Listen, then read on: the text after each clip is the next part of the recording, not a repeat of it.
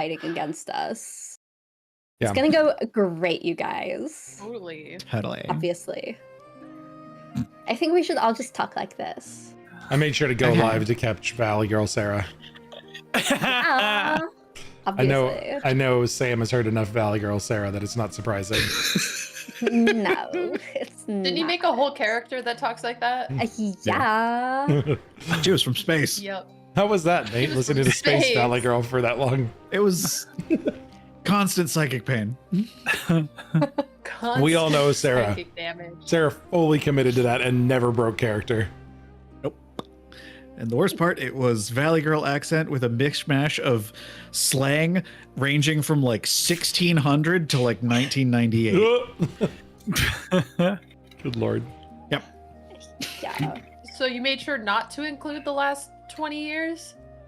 Well, obviously, I'd call someone like a puling wastrel gag me with a spoon because they're so not groovy. Yeah. Oh yeah, no, No. you completely missed the last 20 years. Yeah. It was great. And Tios will have to listen to it for the next 10,000 years, so I have no complaints torment him. Okay. Why does Tios have to listen to it for 10,000 years? I'm confused. Because they're both immortal and best besties. friends. Oh. They're going to have Scooby-Doo mysteries and occasionally meet up every 30 years for tea. Wow. It's every 20 years. 20, whatever. Ruby Anyway. even has Like, stuff to say about that. Acquaintances. Anyways, hi everybody. Hi Sam. Missed y'all. Welcome back. Just as a preface, we know and we are sad, but I will be off for the next 2 weeks because we're going to Disney. Disney. Why am I getting thumbs down for taking my family on vacation? Disney World. Because you're not taking me with you. Oh, I'm so sorry. You're not taking this family. Sarah wants a lightsaber. Sarah, I have a guest room. Just come down. Yeah. Jeez, just imagine laying on the floor at Disney and asking why I took your cane there. It'd be amazing. Anyways, last week was awesome, but before we do our little recap, let's say hi to everybody. Hi, everybody. That's enough intros. Hi, No, everybody. nobody has to pretend they're somebody else this week, so we'll start with Zach. Hi, I'm Zach. Oh. I'm a mushroom who's not a mushroom, and I'm a druid. It's fun. And because everybody got the opportunity to introduce Zach last week, introducing Sarah is Zach. I hate this immediately. I hate this. I want you to know that. That's Sarah. She's our boss and a hell of a detective. And also, turns out, not the dark elf that we thought she was. And there may be problems with that. So we'll see. The Sarah faces the whole time. Perfect. This is No not notes. the droid you're looking for. No notes. I love it. And introducing Maddie is Zach. I hate this. Maddie is our crazy bird lady, half elf, half Strix, laughing shadow Magus, and Yes! she's awesome, and we love her. Yep. And introducing Nate is Zach. To complete that fucking hat trick of there's Hey, Nate, we love Nate. Nate is playing Cypher, our human psychic person. Human format. Yeah. Claymation human. Cypher was printed. Wait. in If human you're a format. clone like Kyle XY, do you have a belly button? No, That's awesome. they don't have Good a attention to belly detail. button. Yeah. Consistently has not included a belly button in all of the artwork. Yep. Good attention to detail. And that's Ben. He's the DM who fucking tortures me all the time. Yay! I want the canon reaction of Cypher discovering belly buttons. Oh, that I wrote a thing about that off like in backstory save story. Yeah. Cypher discovering belly buttons. There's just a moment of Everybody has this hole on their And what stomach. are they for again? I don't get it. Is it Cypher like holding up their shirt, looking down at their tummy, looking at the other tummy, looking back at theirs? kind of, yeah. Because there was a Seems bunch of like just scrappy little kids living in the Lost Boys nest, and just kind of going, You all have look down. holes in your stomach. Is that like a sort One of like kid's- like one a kid's got an ritual, outie. like initiation? He's got an outie. I got a flatty. I don't know. I got a nothing e. A nully. A blankie. Like, I have a new horrible way to torment my friend who goes by the online handle Blanky. Excellent. We love that for me. Well, last time we were here, we executed a flawless and comprehensive dual track social investigation and sneaky encounter at the Gossamer Thread. We befriended two tailors, Kaylin and Spindle, who are Anati tailors in hiding.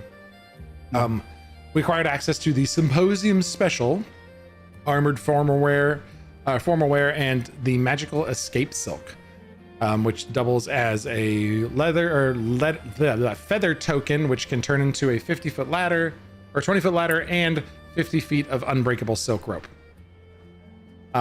We uncovered, simultaneously a whole bunch of actionable intelligence. We found out about a bureaucratic coup. Obviously, we knew about that one, but the Nocturne Assembly has commandeered the wedding's inner security, ordering black silk uniforms commissioned by consultant Aldrich Vane to pose as staff. Assembly operatives have apparently been moving large off-the-books crates into the palace disguised as merchant traffic.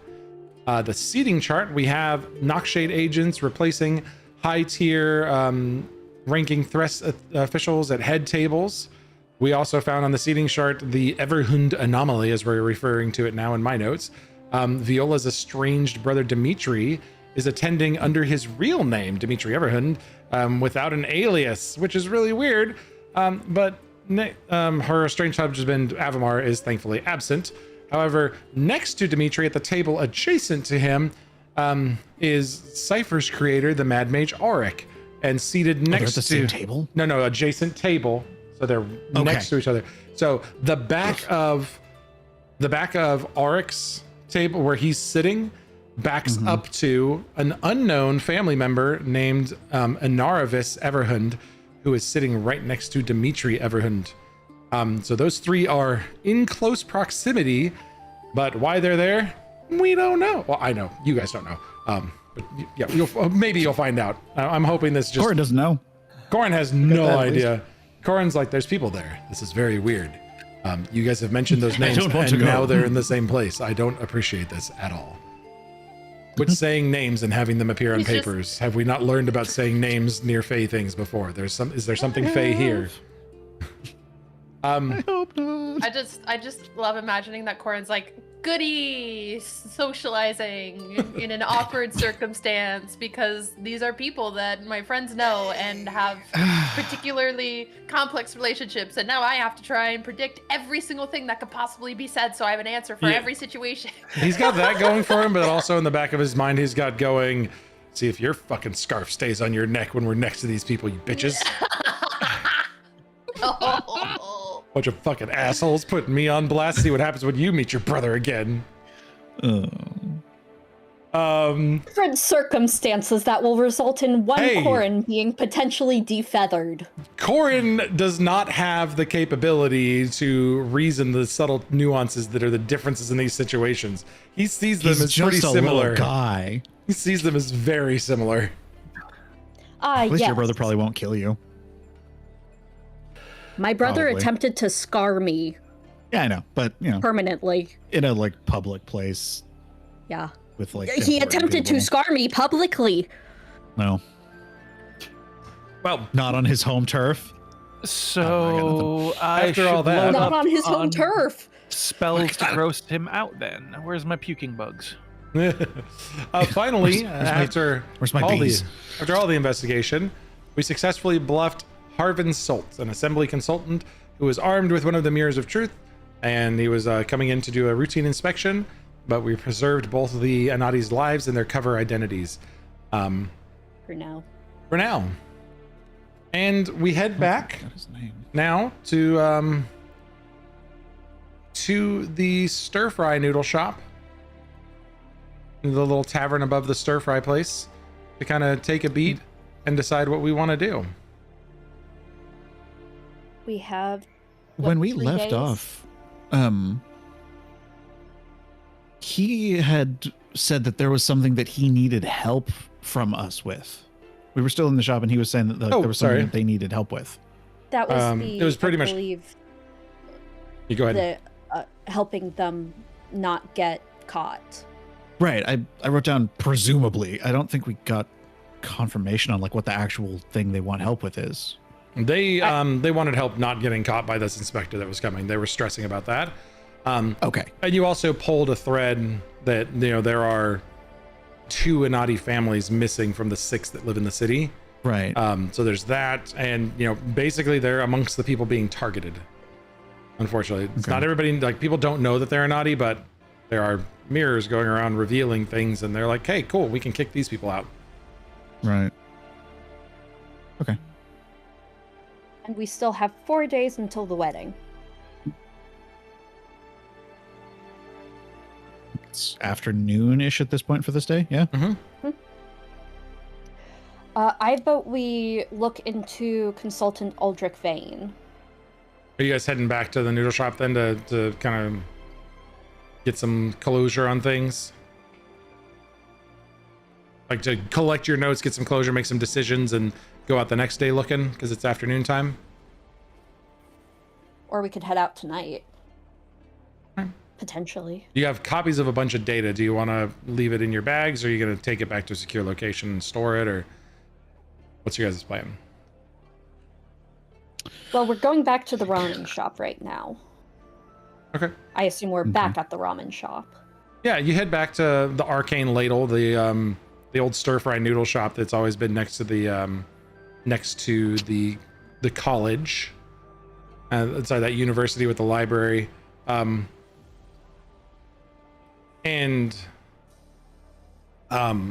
Ravine's hanging out outside, like waiting for you guys to come back. Really. Or sorry, Prasad, not Praveen. Sorry, names getting mixed up between games. Prasad, not Praveen. Got it. Prasad's kind of hanging out, waiting for you guys to come back. Well, interesting news while you're gone, but thankfully I talked to the proprietor and we're all set. It seems that, you know, after all of his years working here and, you know, maintaining good standing with the people, Jimothy, the guy that runs the Arcane Ladles, is ready to close shop and is going up for retirement. But at least, you know, after he promised you those additional rooms in the attic, you know, that's space for you to stay. He's retiring well and says that you guys can stay here, you know, well past the wedding. He gave me the keys. They're open for food tonight, but today's the last day. They're closing shop. That's Like forever? Yeah, he's retiring, you know. So do you own this place now too? Because I just recently got a place and he just like gave me the keys. Oh and no, stuff. I don't. We sort of I left don't it own the behind. place. No, he's rented for some time. You know, it's always been a little hole in the wall that people like, and you know, it's a nice spot. You know, it's left exactly like you remember seeing it this morning. You know, the little 5-seater, kind of like 5 tabletops, the very small thin bar where they could sit an additional 5 seats at the bar, but then it was like the little 2-seater tops in there, room for maybe 20 people, and then there was like the large kind of sitting area outside between the other building with that little fountain that looks like it's overgrown. But I mean, Jimothy's old. What do you expect? He's an older fella, but he's earned enough to retire, and he's just basically given the deed back to the city, and they're gonna sell it to someone else who wants to move in. For the observant player and a bonus to your next roll. What's going on here? His name wasn't Jimothy. Yeah. It was Morty. There's also 2 people working there. Does anybody remember why? There was no, it wasn't the Loxodon lady. It was her kids. Yeah, the Loxodon's adopted kids. Yeah. Your characters don't know remember. anything about the Loxodon people No, or a Loxodon person? Other than that, she had a picture up in the corner, or they You had a don't- picture of her. you don't up in remember the a we picture do. in the But corner? she's- What?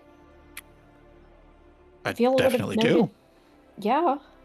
This Or was is this like Viola- your this was characters a- don't remember it? your characters don't remember. This is a very old throwback to how Morfello's traveling goods actually works.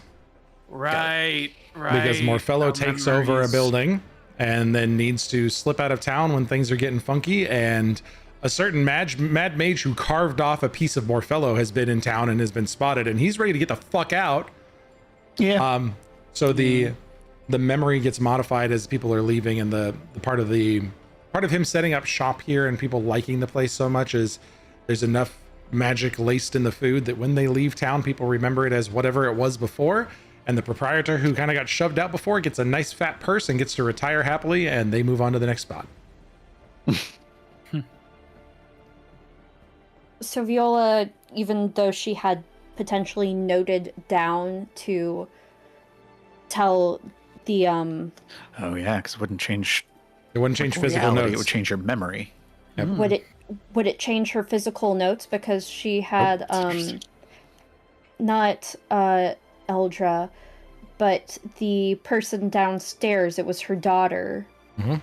And so she would Yeah. have written down like, oh, this is where your daughter ended up. Yep.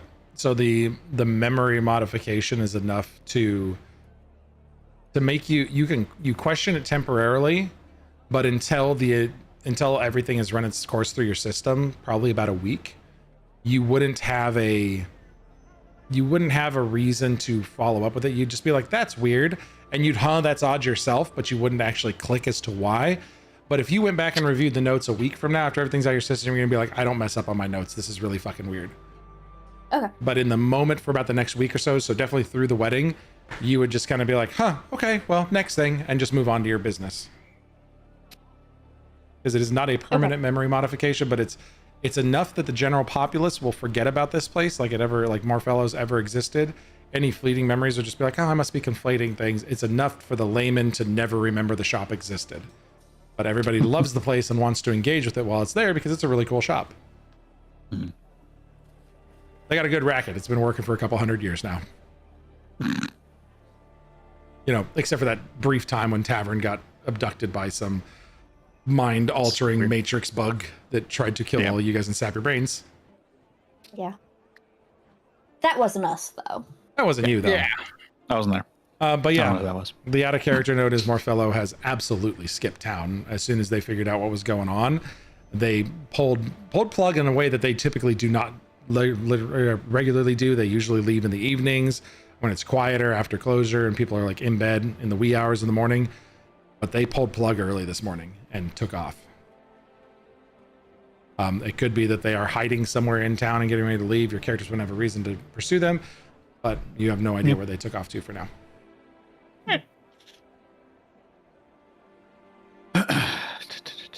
Yeah, Jimothy and the Arcane Ladle.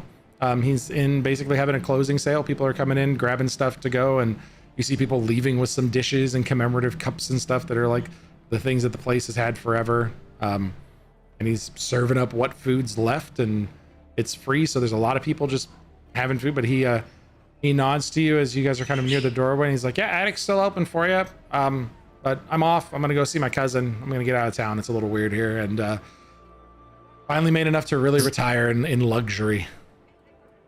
This is Jimothy. Yeah, Jimothy. Okay. Can I grab some chopsticks?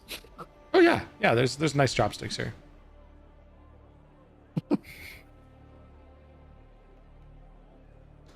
Yeah, they're actually inscribed with the arcane ladle, but it's weird. They look like they haven't been kept as neat as you remember. Like the paint is a little bit old at the label at the top.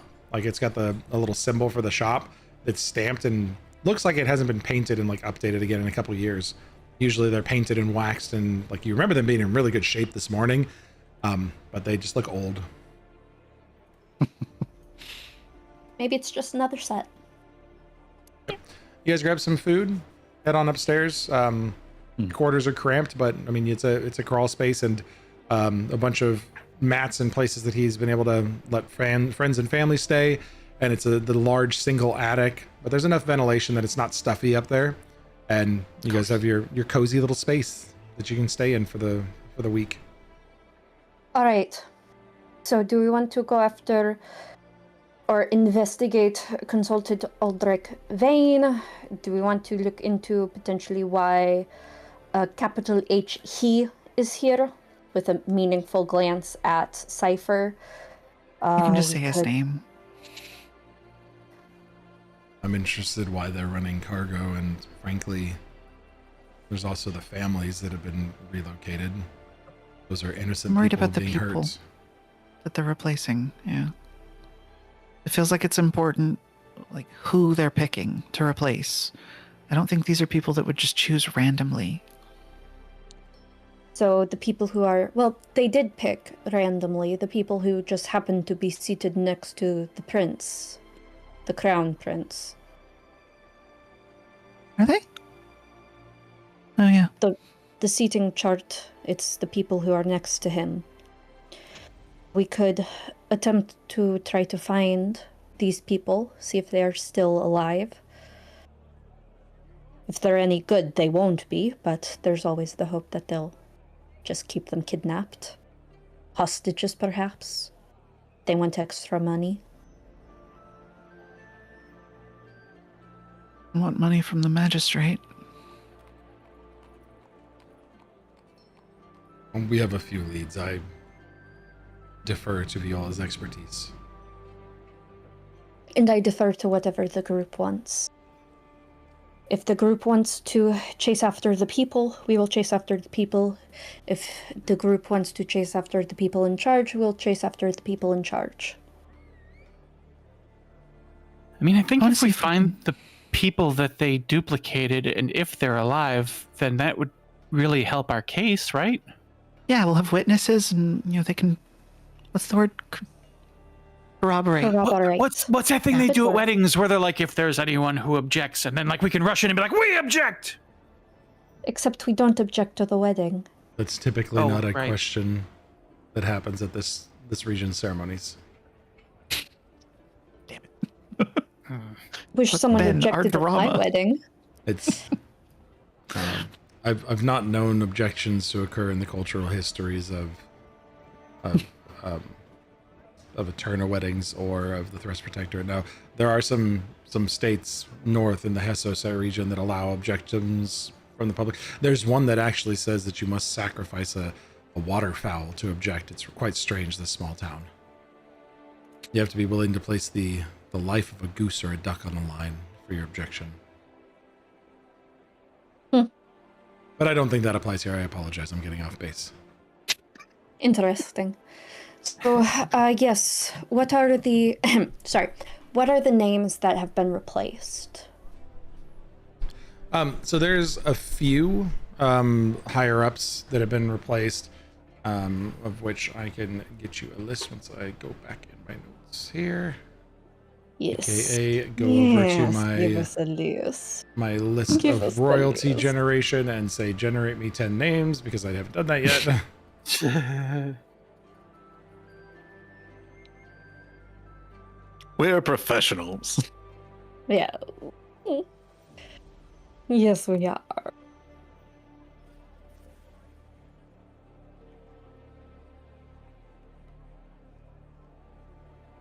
While I'm getting my name generator back up here,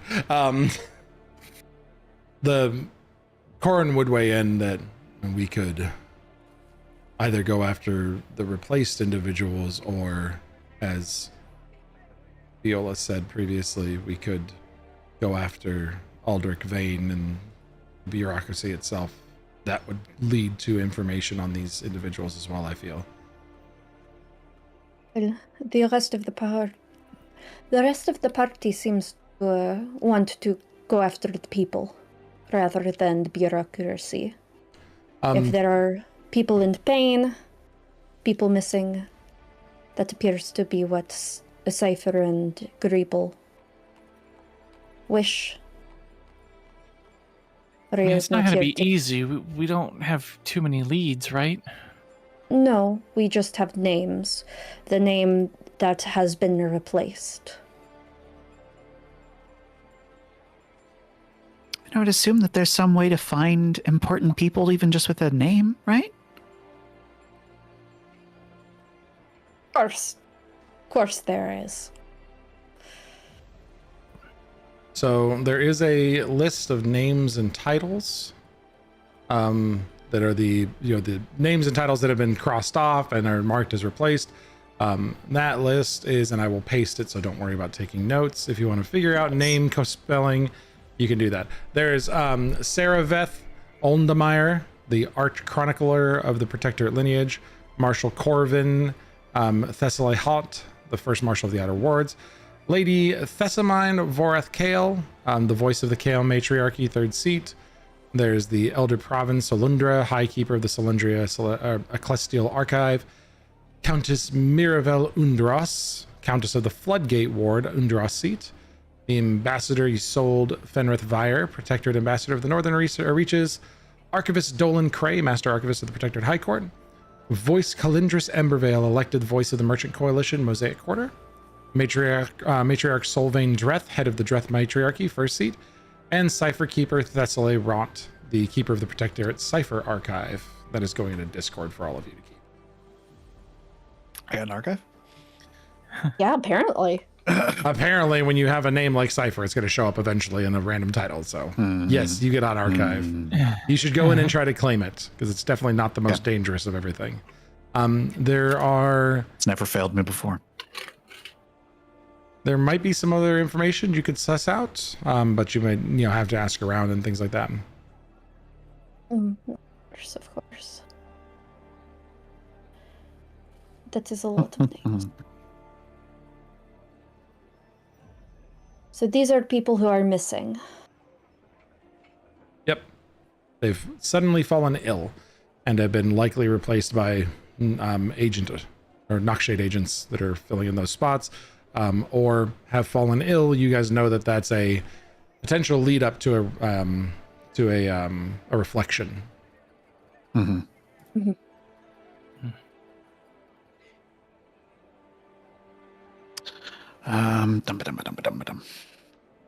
assuming we don't know any of these names, just offer it. No.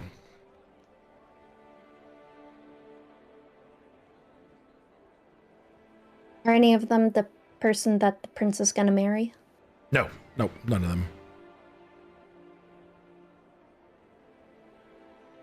Does that lady seem to be at all suspicious in any place of suspect? Nothing that you guys have seen. Okay. Okay. All right, so who do we think looks important? I mean, they all have like titles and stuff, but I don't know what any of these titles mean. Hey, that one's my name. Yes. The Master Archivist of the Protectorate High Court sounds like a really important role. So there's the opportunity as well to perform this as a kind of research encounter where you guys could start doing some research on the people, and then couple that with a direct investigation, being able to do infiltration, influence, social skills, using society to talk to people. But we could approach it as more of a research investigation style.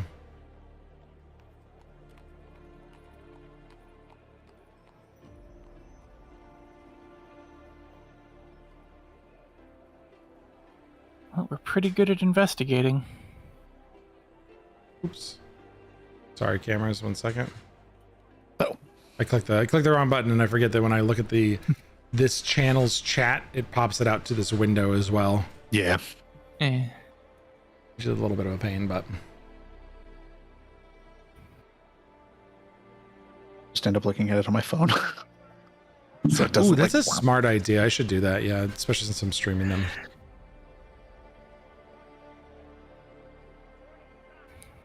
Maybe moved around. All right, so what do we think? Do we want to split up and look into different people, or do we want to like really focus on one of them?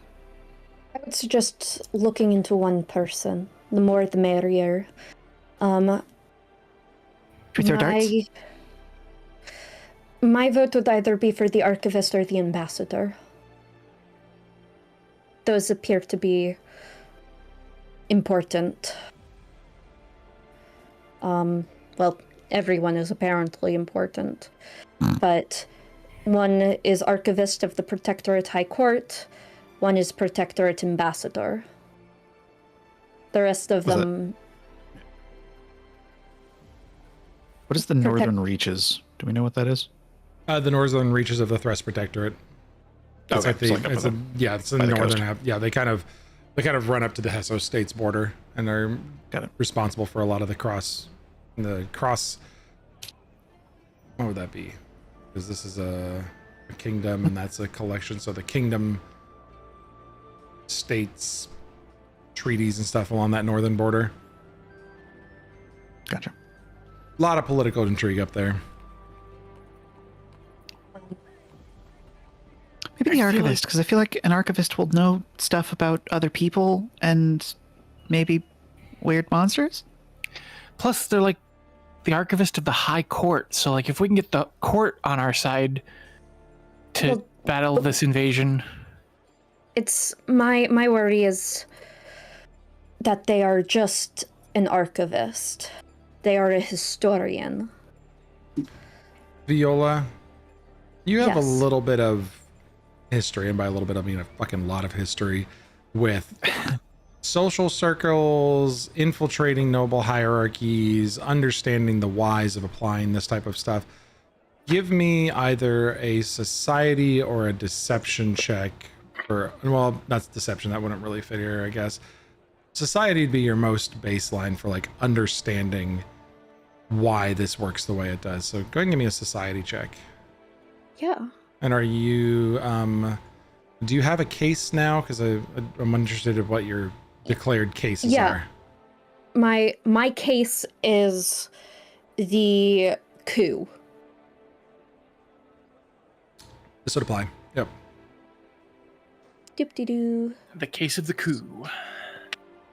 It's trying to track down that pigeon overlord. Webcam is being all funky. 17.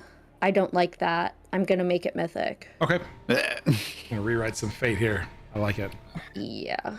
Because I rolled a 3, and I do not like having only rolled a 3. 3 is brutal. I rolled Those a are- 3 again, but this time it's a mythic 3. 25. Like a 25. I'm making sure to give everybody back their mythic points. Just remind me. Move that there. I'm calculating things incorrectly. 25. Yeah. And now this dice is gonna go to jail. You get a little bit of a look at specific power functions each official held. A little bit of information about the individuals, because the nice thing was Spindle took a lot of notes about the individual to make them stand out in their own special way, but to make them not overshadow anybody else. A lot of the high society was utilizing this tailor shop, so Spindle has a lot of personality notes to make sure that these people felt important enough but they didn't overshine anybody and become a target unintentionally. And it dawns on you really early that no individual here is necessarily more important than the other. The illnesses, quote unquote, are not random. They're very simultaneous and targeted at these specific oversight roles. Clearly aligned with people who are passionate about the work that they do and take pride in their efforts and would not easily fold to outside influence, bribery. They would keep the Protectorate's best interests at heart. This is a targeted pattern, and the greater picture here tells the story better than any individual. That this is someone with experience at institutional governance should really look at the list and call it not a coincidence at all. So the list itself is proof.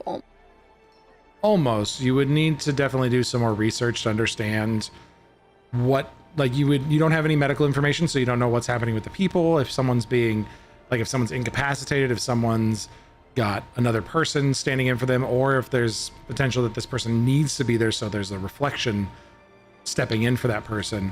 There's some very specific information you would need medically on this, but it very much leads you to believe that all of these people were targeted for the same reason. They're in the way. Okay. So then, rather than focus on one, we should look at all of them. They're all important. I want to go look at the Little- meatkeeper. Okay. You can focus on the meat keeper. On the you keeper. We'll give several people to each rookery member to look into. There's 10, 5 of us. Everybody gets 2. That sound fair? Okay. Do my best. Anyone else have any favorites? Let's just go. Corden, you take the first 2. Mhm. Aaron, you take the second 2. I will take the third 2. Grable takes 7 and 8.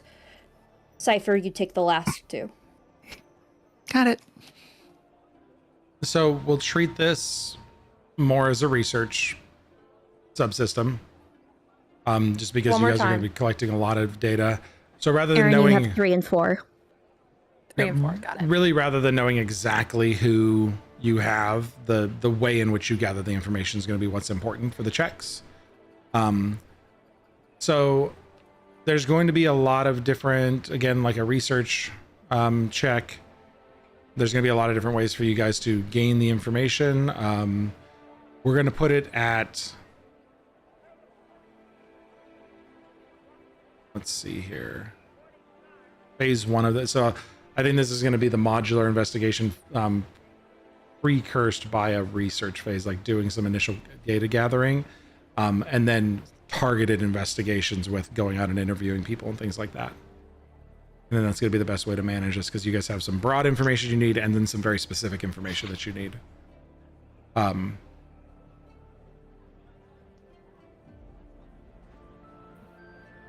Let's see here.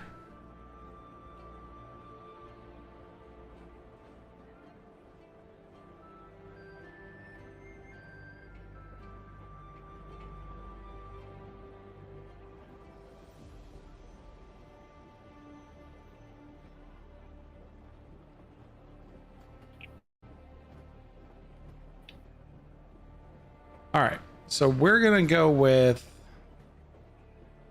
I've got a threshold on this one I didn't plan for because I didn't think you guys would go after the individual. So obviously I'm winging a little bit. We're gonna go with, I don't have any of the subsystems set up. Improv. I love improv, so I'm just setting up some trackers for you guys.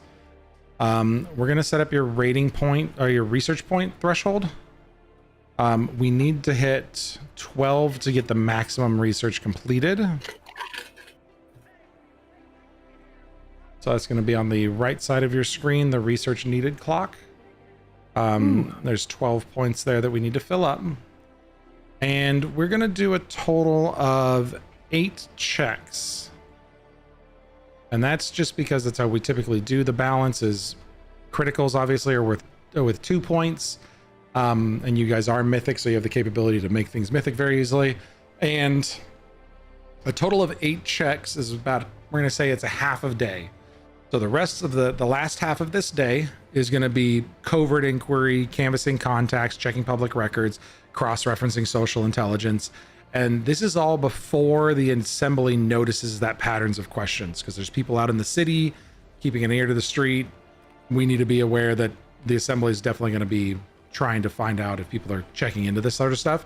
So 8 questions before the heat starts to come down, and we need to switch over to focusing on very specific data. So we will say 8 total checks, and that can be split up between the 5 of us any way we want. And then any specific like sub investigations that we have for the direct investigation, which is going to be more infiltration and influence based. Then we would say we collect or select some cases from the intelligence and then investigate those directly, because we have such a very short timeline here with just a few days to go. Okay. Good? Gucci? Like it. Gucci. Okay. Exactly what I'm doing. So some various checks that you can do. Again, if you have something that you would like to do, you can come up with it on your own and provide it to me, but just some ideas for research skills that you can do. This is going to be roughly 2 to 3 hours of active work per check, and we'll get a total of 8. Since there's 5 of us, we can each do one, and then we get 3 more in the last half of the day. Or if somebody wants to stay back, and like if Erin doesn't feel like doing a check, she can hang back, and then 4 of us can go do 2 checks each. But things like society, lore for lore for nobility lore. Underworld lore would be another good one. Medicine checks, perception checks, gathering information with diplomacy. That's another option. But if somebody would like to go, you guys can just call it to go first. I would like to use Unbelievably Believable, spend a mythic point, and roll Gather Information at Mythic. Helps when you've got a mythic ability ready to go. Yep. Nice. So this is going to be a D20 plus 23. Hell yeah. Are you going to 19? You're going to gather information then? Yeah. Okay. So 19 plus 23. A lot. A lot. Yeah, good enough. Don't even 42. Don't even need to do the math really. All you got to do is plus 10 and you've already blown that out of the water. I will also bump you up to a higher DC one to give you a little bit more data. Okay.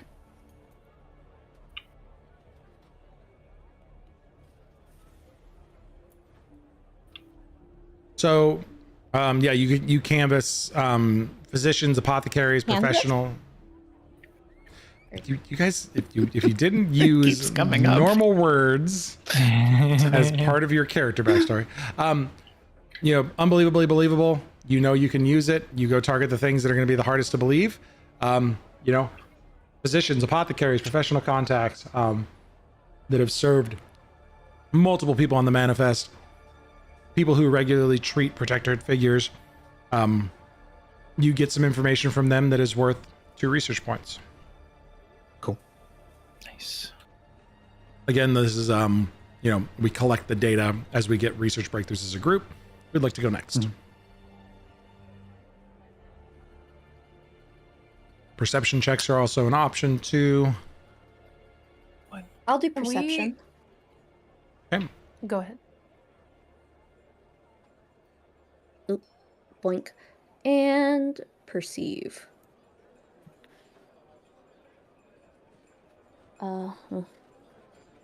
Let's use my viola dice. Psh. Nice. 16 plus 15 is 31. Nice. 31. Very nice. 31 on a perception. Let's see, that would be that's perfect.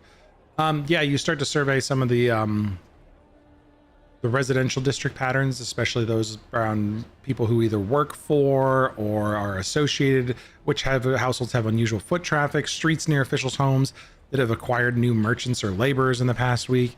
You spend a little time monitoring that, and you start to suss out the patterns of what's strange and new. And you said 31 total. That is worth a success. Let me double check what Corin is good at here. It is definitely not that. Okay. Corin will do diplomacy for gathering information. And he has his glasses of sociability, and he will go try to talk to some folk. Nice. We love a 27. Yeah. He'll instead, after you're going after the physicians, apothecaries, he'll start to canvass household staff, low priority of a low priority official, someone tangential to primary targets. Getting the staff to talk a little freely about the colleague situation rather than employers. So indirect intelligence, but enough to try to sharpen that picture, and that's worth a success.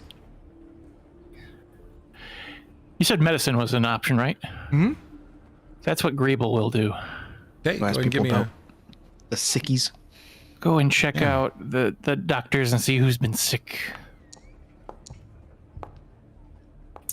It's a 28. Okay, I'm going to ask you after you see that, do you want to go with the easy one or the hard one? Ooh. I feel like if I go for the hard one, I'm going to have to re-roll to make it mythic. You do get to know after you find out. I'll go for the hard one. So, with a success on a 28. Ooh, nice. You construct different analysis of all 10 illnesses and determine which ones could have been induced versus which ones were naturally occurring. Someone with that's genuinely ill with something that could be administers differs meaningfully from someone with fabricated diagnoses. So that, because it's a little bit more difficult, even on a success, is worth 2. Ooh. I smart about that medicine. Also gives you a little bit of an early breakthrough, opening up a new special gather information option through diplomacy. This special breakthrough obviously supporting the fact that Viola had already said that this was not random to simultaneous. You're able to identify now, like you have a working taxonomy of the displacement types, and you apply 3 categories to them by the time you come back. There's either removal, which based on the illness, that person was absolutely incapacitated or detained. Their absence is what they need, not a person in that place. So a living body quietly out of the way is what they need for that situation. Those cases did not require a replacement. There's operative substitution. Assembly trained agent is probably occupying that position. So you're looking at who's going in place of them. Either there's the call up list of randoms, or there's, you know, just people who were not cool enough to make it on the first cut that are getting called up now that there's an open seat, or places where they should have called somebody up and instead there's a new name put in that you don't see on any other lists that are referenced. That would likely be an operative sub. And then there's other ones that have notes that the person is recovering and expected to make it to the make it on time, leading to possibly either A, they just got sick and they're making it back on time, or B, they're substituting with a clone, with a reflection. So that's going to introduce a special gather information where you can discuss specifically with to figure out which officials are going to fall into which category by getting more information from the households directly. And that is a hard gather information. So that's going to be pretty difficult to get normally. Is that for round 2? Yeah, possibly for round 2. But Aaron, you still have an option. Do you want to take an action during the gather information phase? Okay. What would you like to do? Is there anything muted. that I can do never mind. that is with... Yeah, Nate. Is there anything Sorry. I can do with stealth or deception? Like, I could sneakily eavesdrop on an So important this conversation. is a little bit broader gather information, not necessarily the targeted one. The stealth is going to lean more into the second phase of this. Okay.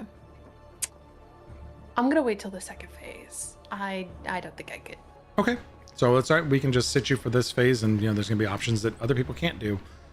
So we still have 4 checks left for the remainder of the day. Aaron stays behind, kind of safeguards the information you guys have, and provides some supporting capabilities from back at the tavern. Back at Jimothy's place. All right. Our old friend Jimothy. The Y'all whole time, Aaron's just sitting there at the bar, like looking at him, like.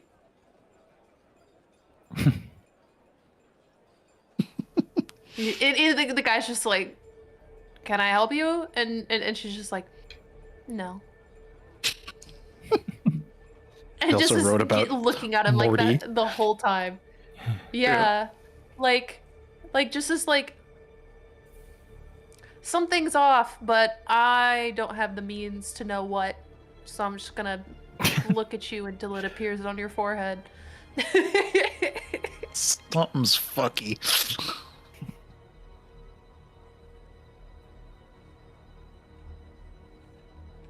All right. Who would like to take an action? You guys have 4 remaining between Corin and y'all. Could Viola can't use occultism yet. Not for this. There's nothing really occult that you can apply to this situation. You could certainly try if you wanted to. If you wanted to look for weird signs and things like that, I think there's a specific lore that would help you, or a specific skill. Basically, my thought was this is a cult, and they're doing cult things and trying to remove obstacles to the cult. So if there's a way that I can find proof of that, or if I can see like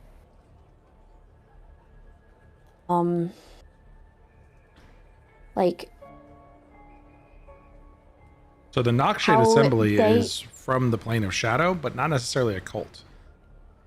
They're totally a cult, dude.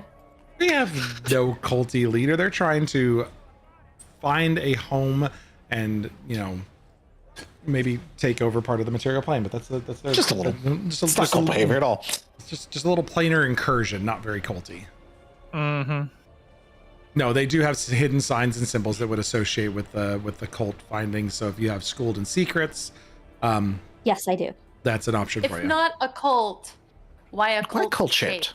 Why cult shaped? Yes, I can use occultism in place of diplomacy to gather information. Yes, you may. Nice. Yes, because this has secrets associated with it, and you are schooled in such. I am schooled in secrets. But how? Bapow. 6. 34.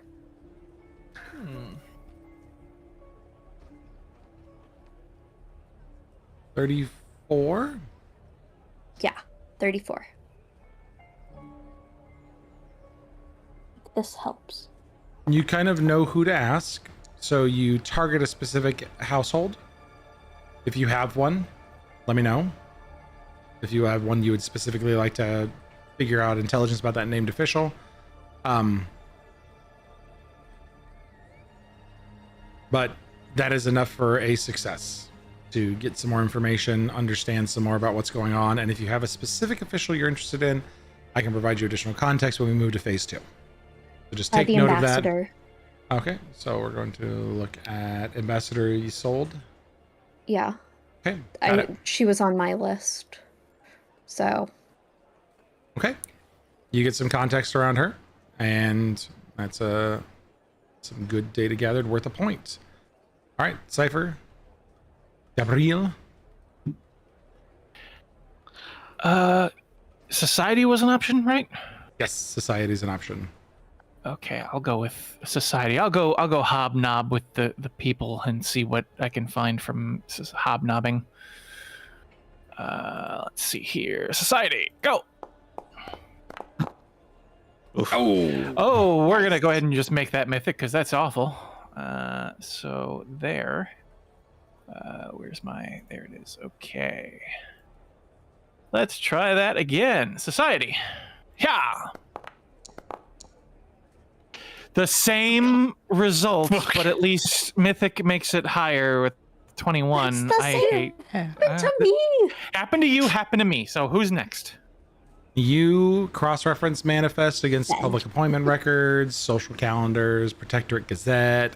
You identify officials that held oversight roles versus ceremonial runs, and that's worth a success for you because you hit it exactly. The easiest of the checks. It's hard Corin being will go ahead sociable and when you're a mushroom. Corin will gather information against one of the people that he was told to target. And in normal Corin fashion says, I would like to know about the whereabouts of this person who is sick, and then goes, wait a minute, that's not how that happened, and he rewrites fate. So he's gonna make that mythic. Rolling worse. But with a higher result. Not With a better. higher result. Wait. Still a better result. Still a better result. Better result. It was worse. And is enough to hit the hard check to get more information about the specific people that you're asking for. So that is worth another success. Viola, what was the name he was assigned to that he gets the specific information about? He was assigned the first two names, All right, so he will Zaraveth definitely talk to or us. Corvin. He's gonna go to Corvin because it's close to his name and he likes it. Everybody's got a name, buddy. Yep, I'm gonna go to Corvin. Okay, Cypher, what would you like to do? Almost everybody. We'll get you a name, buddy. Don't worry, buddy. Can I continue doing gathering information with diplomacy, Yes, or is it absolutely. different checks now? Nope, can do it. You can go to the hard check and you can target a specific person too. Okay, I go to the beekeeper. Go to the I think it's Meatkeeper. funny. I'm gonna do unbelievably believable again, and mythic it, and it's going to be, which dice do I want? Which one won't fuck me?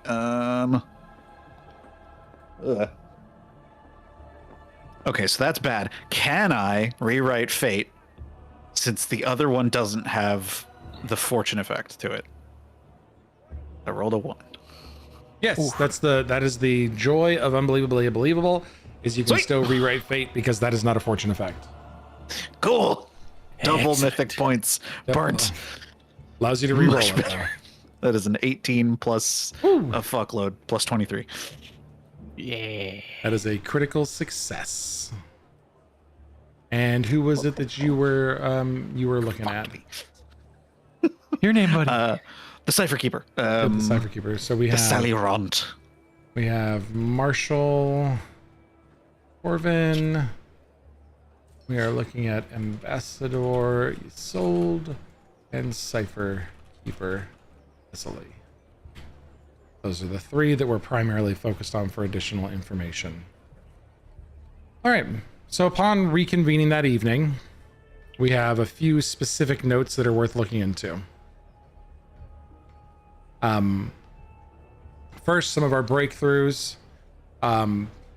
We know about the removal versus operative substitution versus clone substitution, who may be where, is still up for debate, but we know what questions to ask now a little bit more. We also get some priority flags. There's some anomalous identified anomalous information that warrant direct action. They may be worth looking into a little bit more. Specifically, Countess Miravel, her civic authority over the Floodgate Ward should have meant that any unusual activity in that district crossed her desk within days. The fact that she's been absent in the same week that the Assembly's holding facility has been operating suggests that her removal was necessarily specifically because she would have noted and acted, especially around, the families going missing and where they may be holding them. She's not a symbolic target, she's a practical one. Archivist Dolan Cray, his stated diagnosis, gout, is the most verifiable on the list. 20 years of medical records with a single physician at the Hall of Healers. No prior episodes. No documented risk factors. The cover story was not constructed very carefully. Either the Assembly underestimated the scrutiny of the case, or Cray was a late addition to the removal list and a fabrication was rushed. The last one, Matriarch Solvain Dreth.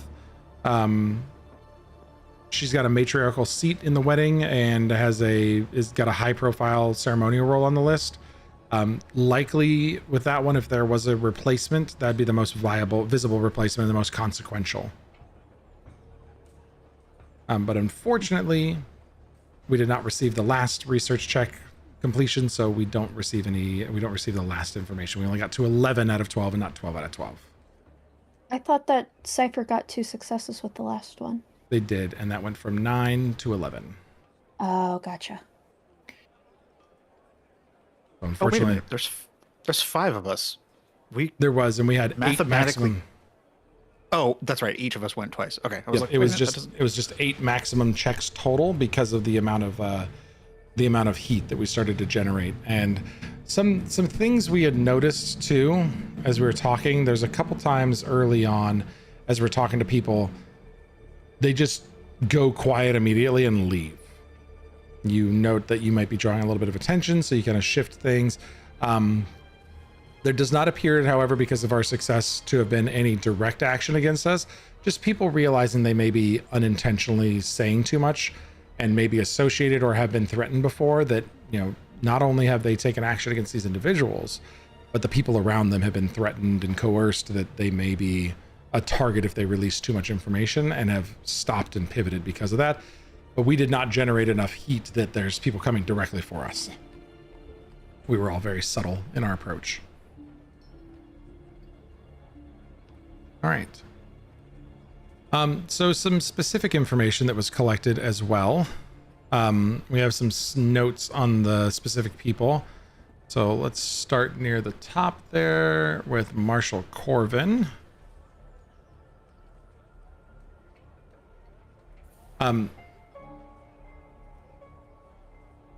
So for Marshall Corvin, that's really hot. One of the things we find is that they represent something the Assembly cannot co-opt through paperwork. That's a military commander with genuine loyalty from the Outer Ward Guard. Institutional authority that predates martial law, the standing formal contest, the Assembly's security arrangements at the wedding. His presence would have placed the independent military voice inside the ceremony, someone who could legally countermand an assembly order if it exceeded the illegitimate authority. It's kind of the checks and balances of the city, and someone who the outer ward guard would likely follow over any assembly directive, especially with this private security force. Somebody who needed to be absent is the information we received there from the investigation. His authority doesn't transfer or to like a replacement. Marshal Corvin. Yeah, Marshal Corvin. Okay. They just don't need him there. They needed him specifically not to be in the room. It's potential that he's removed, but we'd have to do more information to figure stuff out. But that's from what Corin got the specific notes on that individual. 2 people with Thessaly in their name. Yay, name generator. So Ambassador Isolde. So Fenrith Vire is the only official on this list whose power is explicitly external. She maintains diplomatic relationships, like we said, with the Northern Reaches powers that are not subject to the Assembly influence, independent nations in the Hesso states, trained confederacies, border alliances that recognize the Protectorate but not in the Assembly's authority within it. So her presence would have placed a direct line to those external powers inside the ceremony. Someone who could send word north if something went wrong, someone whose absence would be noticed by governments that are not under Assembly control. So she's someone else that you discover, Viola, through your conversation that likely would have needed to be absent, so there was no external witness for the diplomatic proceedings. Any report irregularities to a power capable of responding, the Hesso states sending a force down here to help the king against usurpers. The other information you got was she was seen in the Crown Ward 2 days ago and has not been seen since. And the disappearance wasn't quiet, it was just happening fast enough that no one's formally registered it yet as a full disappearance. She hasn't been spotted in a couple days. So again, more investigation, more data is needed. Finally,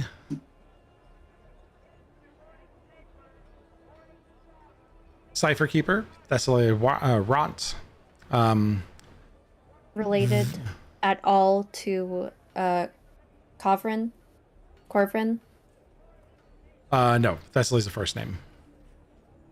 Gotcha. So this is you find Cipher as you go and investigate the U-Keeper, that they don't keep you. They keep all official and coded correspondences between the Assembly and the various Protectorate government representatives throughout the kingdom. So When you any say of the Assembly, you mean the Nokshade Assembly? The Assembly being so there's this is gonna bite me in the ass, isn't it? Let me double check my peoples here, my knowledge base. Why did I do this to myself? Faction. Nope. Is the sun? Oh, that's right. Yeah. So I did this to myself. So not the Assembly, but the Symposium, who may be in league with the Assembly, if they're overreaching their power. So it would have included the Assembly conversations to protect our government people, as well as the Symposium, which is the Senate elect that serves under the king. Their missives officially out to protect her government. She would know, or potentially has known, that the Assembly's administrative mandate in Gelnara is either false or exceeded. So these people that are contracting as the Cipher Keeper, she would have known or had access to information on whether or not they were exceeding their mandate from the Symposium, if they were being allowed off their leash. The administrative That review. feels like a linchpin. The administrative review of her archive was actually initiated, you find out, by Assembly representatives to find and potentially suppress any documentation. There's a lot of rumors floating around. Any documents that prove this before the wedding would make her would throw a wrench in the official plans of any documents like that being revealed would obviously hurt their authority in helping the Symposium take over. You feel that there is a lot more information specifically around Cipher Keepers, Thessaly Rot, that there's a special investigation that would have to happen here. Specifically, This one is so much extra data you find that like this is going to take some top talent and some real infiltration work to get the data out. Because you need to break into archives to get evidence. So this is a Viola Aaron problem. Likely. Yeah, head back that night and discussing kind of just detail the like clear linchpin scenario of this person probably being the one who was like documenting all of the shit that they were doing in detailed like record or detailed like what's the word, communication. Jesus. Oh yeah. Sorry. And then that there very likely is probably written record of that somewhere in those archives. You do get the very sinking feeling, Viola, that looking at all the data that you've collected now, as you decide where to start targeting your investigation to get evidence, that your highest risk, highest reward out of anything is going to be the Cipher Keeper. But the rest of it is not as... It's going to be dangerous, but not nearly as dangerous as the Thessaly Rot investigation. Okay. Aaron and I will do the Cipher Keeper investigation, break into the archives. The rest of you three, look after the other two, potentially see if you can get any information on how the ambassador was taken from the markets. flood. Yeah, the markets. Okay. And what is going on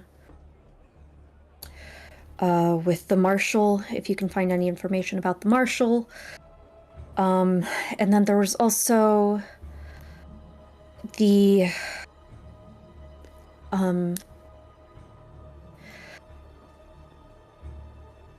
Archivist and the Countess. Those were both also potential leads to follow up on if you have the extra time. Those are more that we should look into, specifically because the Archivist seems like, since he was last minute, he may be the easiest to find information about, since he is the one that they dropped the ball on. And then the Countess of the Floodgate Ward may have information on the trade that the Assembly is doing. So see if there's any information specifically about trade with the Countess, see if you can find out what happened to the Archivist. And then as for the Marshal and the Ambassador, just whatever information you can find. And then, Erin, are you good to potentially do some illegal shit? When am I not? Suggest you do that before the heat starts to find us. Seems like it's Yes. the most time sensitive. And a Cipher. A Cipher Keeper. Do you know what she looked like? Do I know what they look like? You don't have a description firsthand. You got a little bit of information, some stuff that you've collected from people as you were talking throughout the day. Not enough for Viola to create a meaningful disguise. Okay. Worth a shot. No worries. Hi, Ruby. Yep, sorry, stream. Ruby's talking now. She gets picked up a lot better on stream, unfortunately. That's so funny. Really? Yeah, there's not as many filters on that. Let me double check my filters. Oh, interesting. Sam, let me know if it's really bad. I haven't applied filters since getting her. I got a noise gate, but I don't have like noise suppression on here. Let me try putting that on here. Noise suppression. All right. Let me know if that gets any better. Hopefully that keeps her from picking up too much. Cheap. Cheep. Of course, she keeps cheeping when I'm talking instead of cheeping on her own now that I put noise suppression on. All right, so she's there a little bit, but it is much better. Okay, thank you. She's getting a little talkative now. Let me see if I can turn that up. Nope. Can't change that at all. Great. It's just which codec you want to use for noise suppression. The Discord one is much better. All right, so let's start then with the rot investigation. You have a couple ways you can approach this. There is a household staff that Ront lives in apartments that are attached to the archive.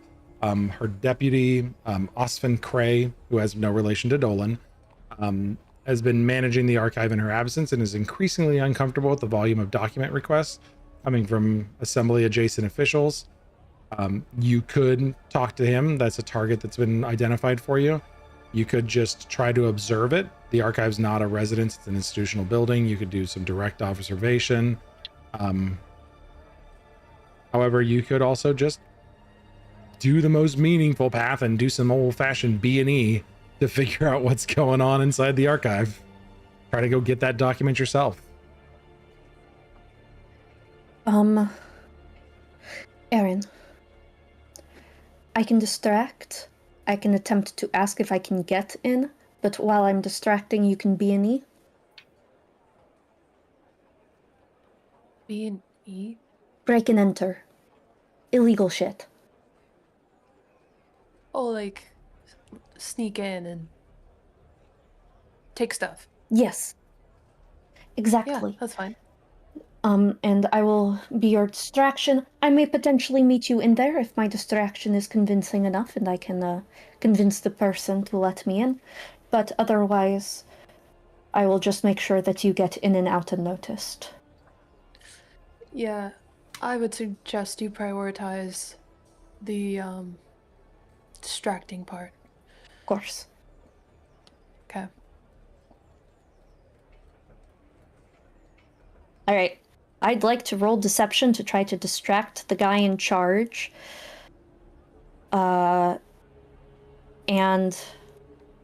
basically something along the lines of,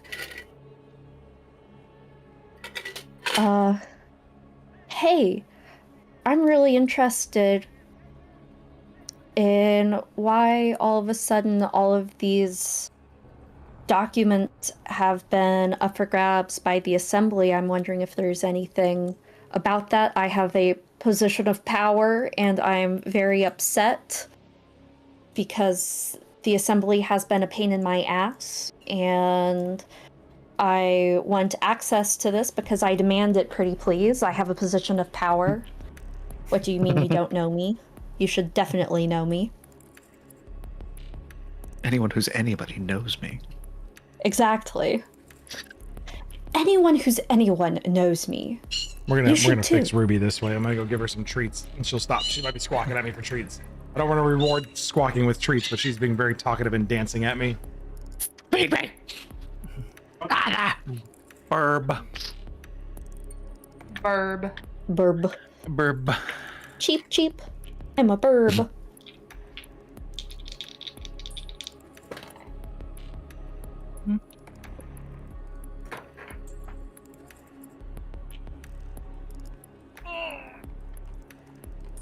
Oof. Oof, indeed. Oof, my old man back snapping like a glow stick every time I lean back. Yep. Treat or I wither and die. Exactly. That's how she gets what she wants. Is I put a pile of treats into her special foraging bowl now, and she's like, "Ooh, look! Now I'm distracted." All right, go ahead and give me a deception check to I would love to give you a deception check, and so I will. Deceive. Come on, Nice. come on. Deceive. Okay, doke. I'm gonna make it mythic. Mythic. Good call. I'm out of mythics. Yeah. You blew through all your mythics on the first like 2 rolls. Bug. Roll better this time. Christina's mocking me now. She's like, Ruby wants to participate, and she played you like a fiddle for treats. Uh-huh. Played us like a damn fiddle. She does. She do that. 36. 36. Okay. So I'm going to use that as a successful deception and provide a bonus to Erin as she tries to do a little B&E. I don't think I like y'all saying it like that. Why? So we're going to need a couple things. It sounds wrong. I'm going to need That's an a old school saying. thievery or a stealth check to try to get past the physical security. Got it. This one has a Nate's character keyed mechanical puzzle. Cipher keyed mechanical puzzle. 24. Should I re-roll as mythic? 24. Do you want to know before you Do I get roll? to know? Because you do get to know. Yes. Yes, I would like to know. Unfortunately, that one is not going to be a success for you. Reroll. Wait, Reroll, make it mythic. Yup. make that one mythic. Yeah, just to get No! through. Oh no! Balls. Oh It's okay. no! Oh no. You are going to disable device on this one, We're and jailbreaking Aaron now. as a result, I need to change this digital dice. It's cucking me They've over betrayed you. so many games in a row. I'm done. I'm done with these dice. I'm actually friggin' fed up. Oh no! Aaron, It was Oh. at this moment he knew. you didn't do a He fucked thievery up. check. You did a stealth check. I did a stealth. I'm going to give you your mythic point back because I did not calculate the distraction. I thought you were doing thievery. It's my bad. I had my window open over the game. No. So I give you your mythic point back. The stealth check is a success to move in beyond the hiding there. God. Viola, your deception successfully bypasses the deputy being talked into providing supervised access, lets you come into the vault and kind of moves you through it and you're able to successfully steer them away from the areas of interest as well as signaling to Aaron. Unfortunately, Aaron, as you arrive at the inner vault where you know you've been signaled to find the information, you prepare to make your way through it, but it's going to require you to leverage not only thievery, but arcana. Because it is a magic lock. I have to do thievery and arcana, Yes. and I have to pass both of those. This is hard mode. It is hard mode. If you can get me over there, I can help with the Arcana. But No, it's okay. I can do a magic. There we go. Ooh, that's good. Thievery is a 30. You successfully bypass the physical lock portion, and the arcane piece of it has a trigger that's getting ready to reset Oh. everything. Did you just nat 20 that? Nat 20. Nat 20! my Let's God. go! I had to just swap. I just had to change dice. That was all it was. By the way, There's it like- looks oh, barely click. any different. It's just a little more gold. It's still black dice, just a little bit more gold on it. That's the Slight secret. change. You realize, Viola, quickly as you're kind of monitoring her behind the deputy's back, that she suddenly sets down the thievery tools and starts to manipulate arcane wards. And you've never seen Aaron do this before. And it's very concerning. Viola just stops breathing and holds onto her cane a little tighter in case she needs to You're beat like, the this is guy gonna blow over up the in her head. face. This is gonna blow up in her face. In case she needs to beat the deputy over the head really quickly to knock him out, she's just gonna grip the cane a little tighter. You slip in, Aaron, and you need to either decide if you're going to leave this open for Viola to slip in and get the information and you're just going to sneak out, or if you're going to try to collect the information and close it behind you. I don't know if there's a way out besides that entrance, though.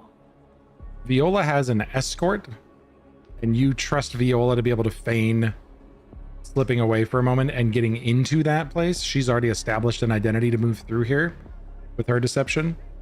You've done the hard work of getting it open. Do you want to try to find the key information in there and find out what's important, or do you want to leave that to Viola?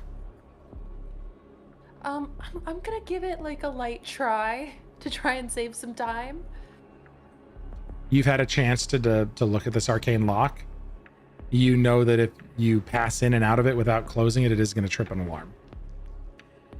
So if you pass in and out and then leave it for somebody else to pass in and out of this archive, it's part of the trip, is that as someone goes in and out, it resets it and you have to close the door. So you know that either you need to Okay. send your Viola in or you need to go in yourself. And what kind of skills is this gonna require? You have to 'Cause review some Aaron's gonna kind of documentation, evaluate. do some reading and some analysis of paperwork at a very quick pace, and make sure you find the key incriminating document in time. Yeah. All the while repelling from the air vents I above. think. Yeah. So Aaron's gonna sit there and for a second hesitate and think about it. Okay. That's what is required once going in and looking for the information. I've literally never done anything like that in my entire life. Corin always did it. I might just fuck this up, and you just see like the the thoughts flying by Erin's face as she's thinking about it, and then she just kind of like turns to you and is like,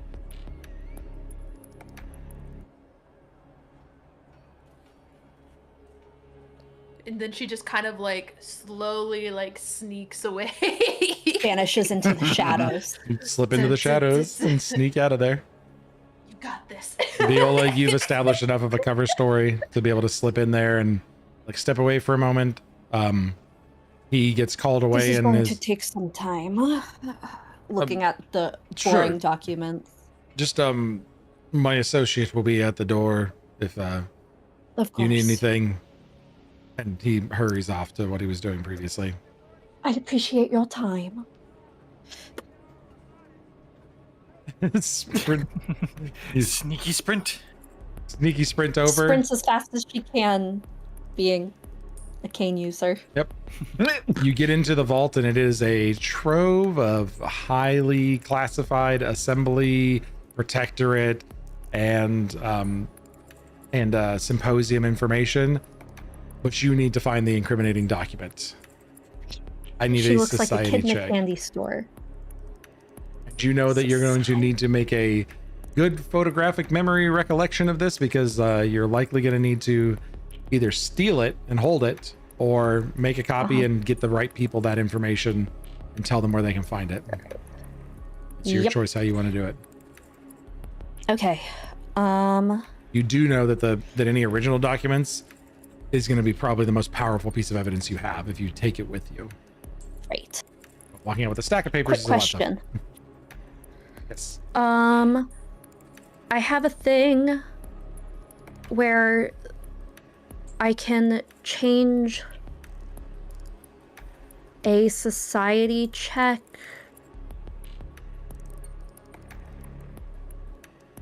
Schooled in secrets. Oh, okay. No.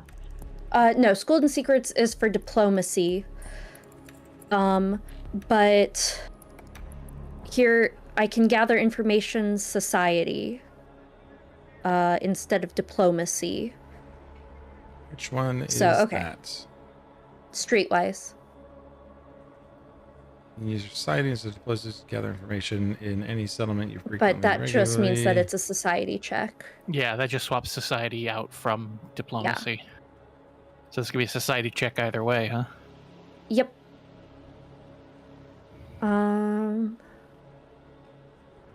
You got this. You're societal. I know I am. I'm just checking to see if there's anything else I have.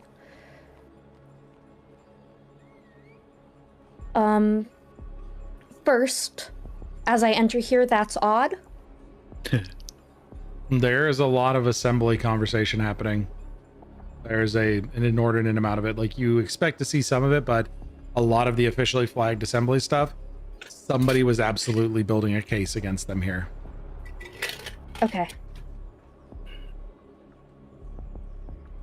Society it is. Crit. Roll. Crit. Roll. Roll. Crit. Gonna make it mythic. Oh, that was not a crit. Good idea. No. But this is gonna be a crit, guys. I'm You gonna feel it. crit it mythic. I can feel it. It likes going back and forth between critting and not critting. Okay. Definitely good. 35. Ooh. 35 society. 35 is exactly 1 point Oh, crit? short Really? Damn. of what you needed to be a regular success, because you had enough actually, and I just wanted to tease you a little bit. That's a critical success. You motherfucker. Oh, that was a really good critical success, because not only do you find the Assembly's administrative authorizations for operations in Gelnara, the document establishes their mandate, it's present, it's incomplete. The authorization covers an oversight review and preliminary administrative coordination, does not authorize the Assembly to replace protectorate officials, operate on detention facilities, manage wedding security. Everything the Assembly is doing as Gelnara exceeds the legal scope of the documentation on file. Further, because of your crit, you find that it's been amended, a supplemental order appended to the original. The amendment is not in the Protectorate cipher seal format. It uses a near perfect forgery of the seal that's distinguishable from the original by a specific spacing pattern in the verification stamp. The amendment that authorized the Assembly's expanded operations in Gelnara was forged. They have been exercising since their arrival with no legal basis. Okay. Bastards. Steal that shit. Yeah. I Kick am down the door of that going wedding. to- We object. Not to the wedding. Wedding's fine. Okay.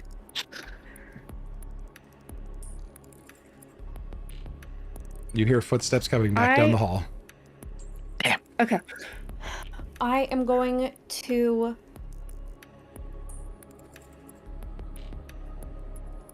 basically make a tracing of it by getting some of the coffee beans that I have, the pumpkin spice coffee, the insight coffee that I have. I'm going to put it down on a sheet of paper and then another piece of paper on top of that, and then this on top of that. You know the layout of And the I'm building, going- and you know how far down the hall those footsteps are probably. Way too close. You have time to take or leave with the knowledge of where it's at. I take and I leave a piece of paper where it is. Okay. You Just swap a piece of paper into the place, take the document. something that I've doodled on.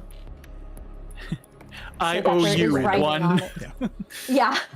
I owe One you forged one, document. One forged I owe document. you one document. BRB. I grab the document. You successfully close the swap the door behind document, me. close the door behind you, get back to your other set of documents, and look busy as the assistant steps around the corner. And you glance up, be wearing, typically what Viola does when they do an operation, especially even like this. She's not going to wear the same face she was wearing previously. She looks a little different coming into a place like this. You note that this assistant is one of the people that suddenly stopped talking to you earlier when you were wearing a different disguise, gathering information, who comes around the corner to check on you and supposes you're finding everything you need. Obviously not knowing you're the same person, but you recognize them as somebody who very quickly shut up and may have been on the Assembly's take previously. Everything is quite fine. Thank you very much. If you would be needing any further assistance, I can help you. This is such a late call that unfortunately most of the other people have gone to bed, and I'm tasked with assisting you directly for the remainder of the evening. I understand. It should only be a few more minutes until I have what I need. Thank you very much for your assistance. And then she'll just look at the papers she has. It seems that the topiaries in place on the Merchant Square are a bit oversized, and so I'd like to take note of that. Whatever you need. And he comes over and starts copying documents for you like a scribe. He is exhausted that you're here and will do whatever he can do to kind of get you moved out, but your cover's good enough that you're able to get stupid data and spend time burning his time, and he believes that you're there for a legitimate reason and has nothing to report to anyone. Let's go. The two of you slip out cleanly. High five. You have no one the wiser that anything happened here, and you have the key information as to why Cipher Keeper Thessaly Rot was targeted. So with that, And this is day 2, right? this is So we have Yeah. 3 days left. So we have morning 3 morning days. of third day. Okay. You all are probably going to want to rest, or basically during day 3 we'll be doing some of these, but these guys chose to go immediately and get this one knocked out Yeah, cool. Before the eyes are on us. before the eyes are on us. So with that, let's take a very brief breather. I saw a note that someone needed to run to the restroom, so we'll take a quick break, and we will be back at exactly 30 minutes after the hour here. We'll be back in 10 minutes. Hell yeah. Sounds good. Be back soon. Sounds Bye. good.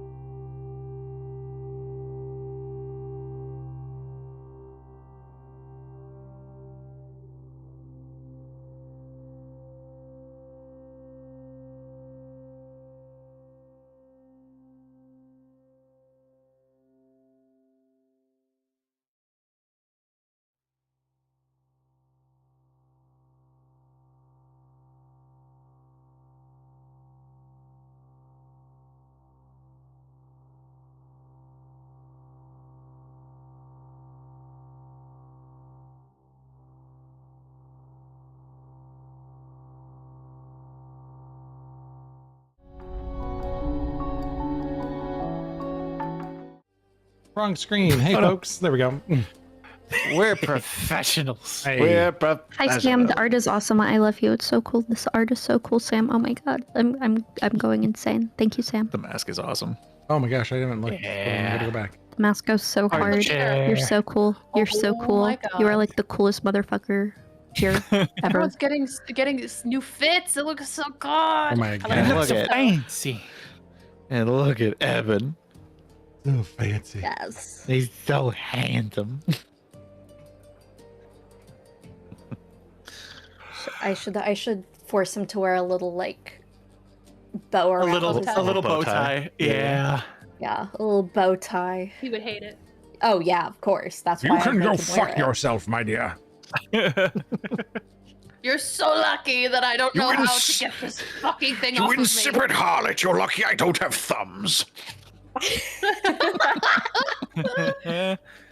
Get this shit off of me at once. You need to try a Greeble one next because it's been a while. It has. Yay, psychic damage. Okay. Yeah, just a little bit. For the rest of us on the next day, we have today, but 2 more days to the wedding, 2 more full days after this day. Well, no, I shouldn't check that clock down because We that's still not have- the way I've been doing the clock there. We have 3 full days. Yeah, we have half a Check- day left. So. Yeah. We have most of the day. These 2 got back in late from their B&E, and the rest of us have a day. Okay. Below my notes. Nope, that's. Oh, wrong. good. The 3 most socially inept people together. Yay! Very This socially. is gonna go well. Very socially I have, inept. I will have you know, I have a very decent society because of some glasses and the fact that I am training explicitly in society besides occultism. I am so charming. I'll have you know.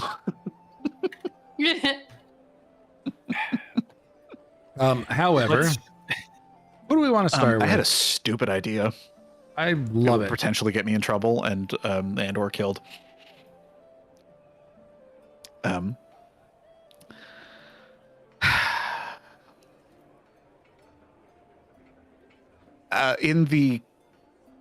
In the explorations thus far, have I specifically found anyone that looks as though they are very likely members of the Noctshade who are operating in like public spaces? Let's see. We have talked specifically about Marshall Corvin.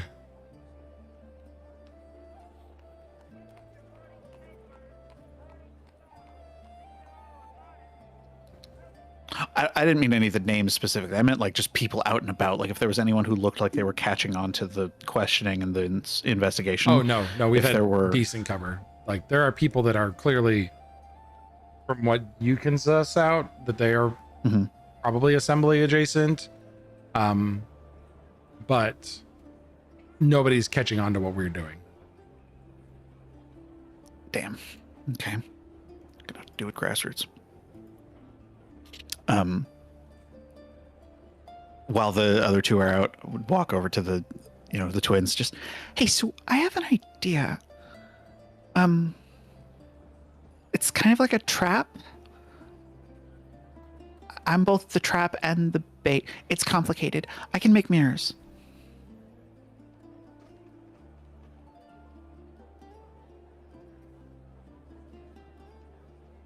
What do you mean? Why are you both looking at me like not here? What do you mean? What do you mean make mirrors? How do you I make can- mirrors? magic? Imagine really, Oh. really tall mirrors, and then you like trap it around a person. It's like walls, and you. Interesting. That Or not? trap- Sorry, not the twins. Twins. Aaron's out. So Greeble and Corn.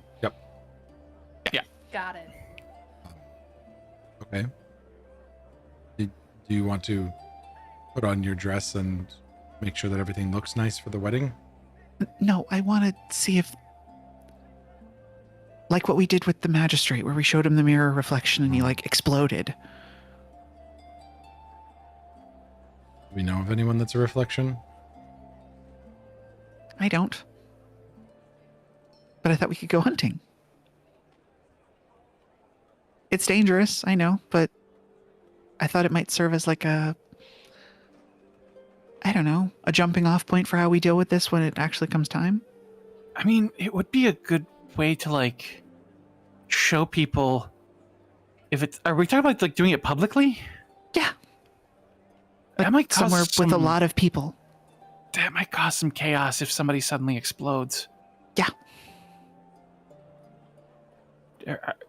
Do we want to cause chaos? Is that the prudent? I don't know Path? if we can make it look like it's directly because of the Noctshade or the people that they're pretending to be. Maybe? No? Is this a bad idea? I mean, no, like we do need to fight these doppelgangers, but I'm worried if normal people see us harassing someone and then make them explode, we're gonna get labeled the bad guys. It wouldn't be harassing them. It would be more getting them to harass us.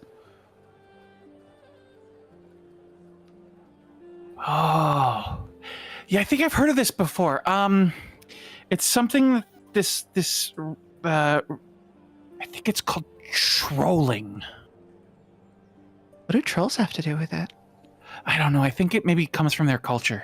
Like you make people intentionally angry. Oh. Weird. Yeah, that. Well, Yeah, we should do it. most of what we have seen so far has been removal of targets, not clone necessarily. I would suspect that more low-level dignitaries are clones rather than these reflections rather than removals. It would be much more difficult to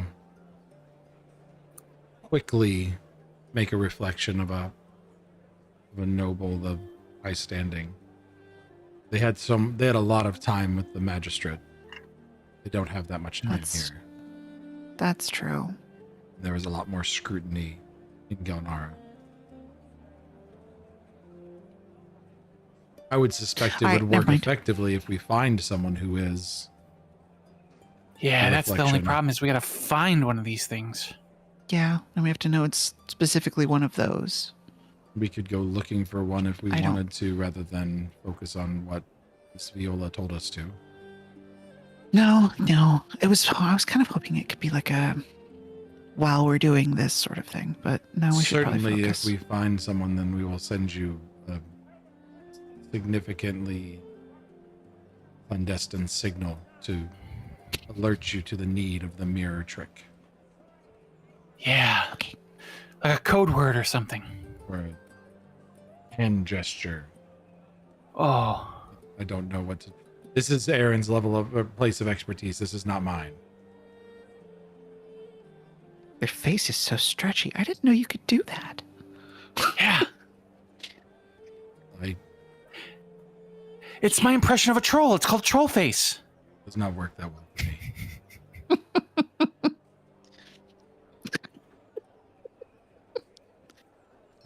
All right, let's just go do what we were supposed to do then. I don't want to get in trouble. We will use the troll face if we need to use the reflection on someone. Yeah, just in case. Yeah. All right, who are we going to investigate first? No preference. They're all important. They were taking care of the cipher keeper. We were looking at potentially Marshall. Actually, you know what? Marshall Corvin might be a good idea Yeah. because he's he's another one of the linchpin kind of people that would be directly able to thwart and hinder their like actual takeover process. That's my thoughts. I agree. Because if they're like in charge of the what am I trying to say? Here? Ostensibly the military, right? Like Yeah. yeah. The outer wards. Like, yeah, if they're leading the military and they're not who they're supposed to be, it could be a problem. Yeah. Well, I know So that we take his role in the ceremony is largely ceremonial. He doesn't hold any meaningful authority to testify at this type of proceeding. But he is a legitimate commander. So his Right, like his authority would be over the, the city itself, not city, necessarily for yes. the proceedings. we should investigate him. I agree. Yeah, let's do it. We should start with the information. I think this is one I looked into yesterday. Yeah, the physician. This was a new appointment of a physician to him. We should check into him first. Was he the one that got gout? No, the physician. Sure, was don't someone appointed- has gout? Yeah, there's one of our targets that's- has gout, which Okay. doesn't hold up. But the Right. physician themselves that was appointed to The archivist has gout. Archivist has gout. Okay. the information on the physician that I found was that the servant at the house told me is that they were appointed just a few months ago. Oh, that's very suspicious. Hmm. All right, lead the way. Sorry, I should say a month and a half ago. It's much less suspicious than Theory on Tell You War timelines because 3 months is almost a full year. Yeah. Right. That's So so 10 weeks. Like it was a very recent appointment. So the physician themselves is not anybody of note, but there's no one there that actually can help us today. The physician is out. But we're able to access some of the more public records that are available, as well as, Corin managing to talk the person's ear off. This is the person they spoke to yesterday. One of the house members is here. Gets you guys in to be able to take a look at the stuff. So I can get either from the two of you, medicine or society, to get a little bit more information out of this. I can go medicine. Do I have to go society then, or can we both do medicine? You could both do medicine if you want, but society would get you a little bit more information. If Then that's- why don't I do trained I can do society as society. well. Cypher could Call talk for to the society. person and hang out with them if you want me to roll society instead. Sure. Okay. I'll roll I society. can do medicine. I'm just trained in medicine. Or I could do. I'm gonna make that mythic. I can't. Should I roll anything, or am I just decoying? No, just decoying and chatting the person up. Like they're holding. You guys are kind of holding down the front of the office, and they got him in to get some sort of medication for someone at the home. That's much better. Okay. Nice. Evaluating the timeline of the physician's appointments against the assembly's known operational chronology, the appointment date falls within a week-long window when 3 other confirmed assembly emplacements in the city institutions happened. So it lines up to the timeline, and the society check reveals that the physician's credentials are genuine, but his prior practice was in a city that was back where the magistrate came from, was a place that it was almost like a recruiting pool. So this is somebody who's assembly adjacent, not core assembly, which is why he was not placed on any prior watch list. This guy has ties to the symposium and the Nockshade assembly. From here, we have a few different approaches. Now that we kind of got some leads, we can continue working with the household contacts to get some more information about the person that we can go talk to, basically his aide de camp that we could discuss things with. We could do some direct observation of his, the annex, the home where he lives, or we can try to get some records access and see if we can figure out what exactly happened. I vote home. I've had success in the home so far. I think we can continue with them. Yeah, let's do it. Objections? All right. Okay. So we use this contact to leverage our way into a meeting with Thessaly Hans household aide de camp. He's got a military structured household, and the aide de camp is a junior officer named Drev Alston. And he's been told that the marshal's ill and has been ordered by the assembly's military liaison to maintain normal operational appearances. And this is an order coming from the assembly, which Alston's not very comfortable with because he's a soldier, he follows orders, but this one he's not comfortable with because it doesn't come from his commanding officer. You can have a conversation with him to gather information using either diplomacy or intimidation or other things that we can try. Any military lore or any society lore specifically that may be able to work here. Oh, I know. Viola's just dying. Oh, military We lore. have warfare lore. Oh. Oh. Can I interest you in fey contract law lore? It's like me. I could tell you about the Um, stars and how they're organized. Yeah. The omen's importance, not good. Stars. They're not in formation. not, can't do it. She said, I'm turning into Robin Williams. Oh yes, oh can't do it. Oh. it was El Dorado. She said, intimidation's an option, society, warfare lore, diplomacy, or just intimidation? Care, man. Diplomacy, intimidation. Those are good means to gather information from this guy. Okay, I'm gonna go diplomacy. I've got a 9 in intimidation. I could try to be a scary mushroom. 24? No, 24, yeah. 5 plus 19, yeah. 24 for diplomacy. Mhm. Yeah, I mean, you chat with him, and he confirms that he's not been permitted to see the marshal during this time, but the physician has been relaying information. The physician has given no diagnosis, however, that he can relay to us, like exactly what happened.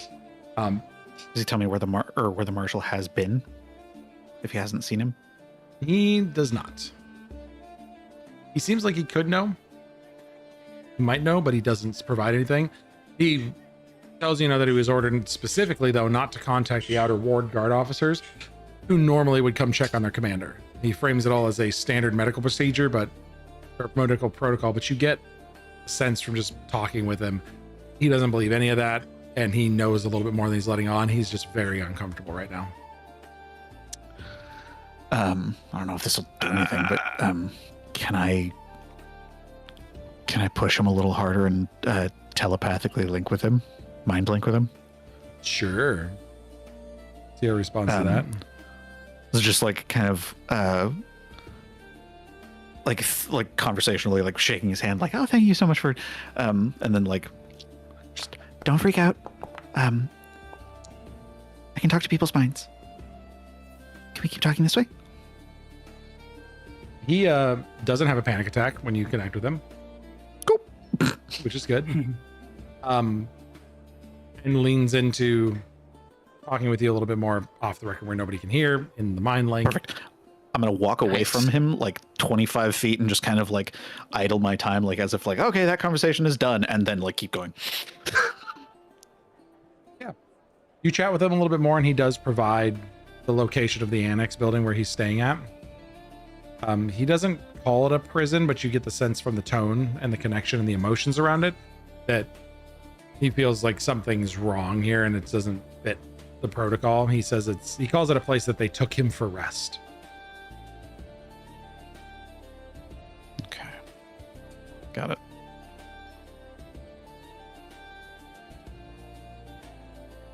Well, you feel now that the next best thing probably would be direct observation of the annex itself. See if you can observe him. Which, heading that direction, the building's a legitimate military facility. And it looks like one.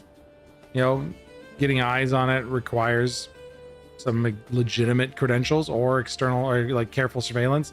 So we could either save this and hand it off to a stealthy friend and use stealth. Or we can use perception to try to monitor the guard rotations and find a time to slip in. Or we could forge credentials that would give us access. That's right in my wheelhouse. I can try to perceive the timing of the guard switches. You can give me a perception check. Yeah, let's do that. Perception. There it is. I'm gonna make that mythic. Okay. I can already Having a tell time. that's not gonna work. Yeah. Okay. One last hurrah with a mythic point. Oh wait, I gotta make it mythic first. My bad. There we go. Oh, That's so much better. That's 38. really good. Couple things. The guard rotation is wrong for a rest facility, but it's correct for a detention facility. Two of the four visible guards. Prison. Two of the four visible guards are not in outer ward uniform. Their gear standardized in a way that suggests a centralized quartermaster, not a localized posting. These are not city guards. They are absolutely assembly security. And one of the things from your critical success that you note is that one window on the upper floor is shuttered from the inside at midday. Normal rest does not require that. Now, a figure is briefly visible at the edge of the shutter as they step out and check a few things, but you note that it's not Thessaly Haunt, but it's the physician standing with a tray, not wearing a doctor's coat. He's wearing the same neutral administrative dress as the assembly operatives that you previously have encountered. Got it.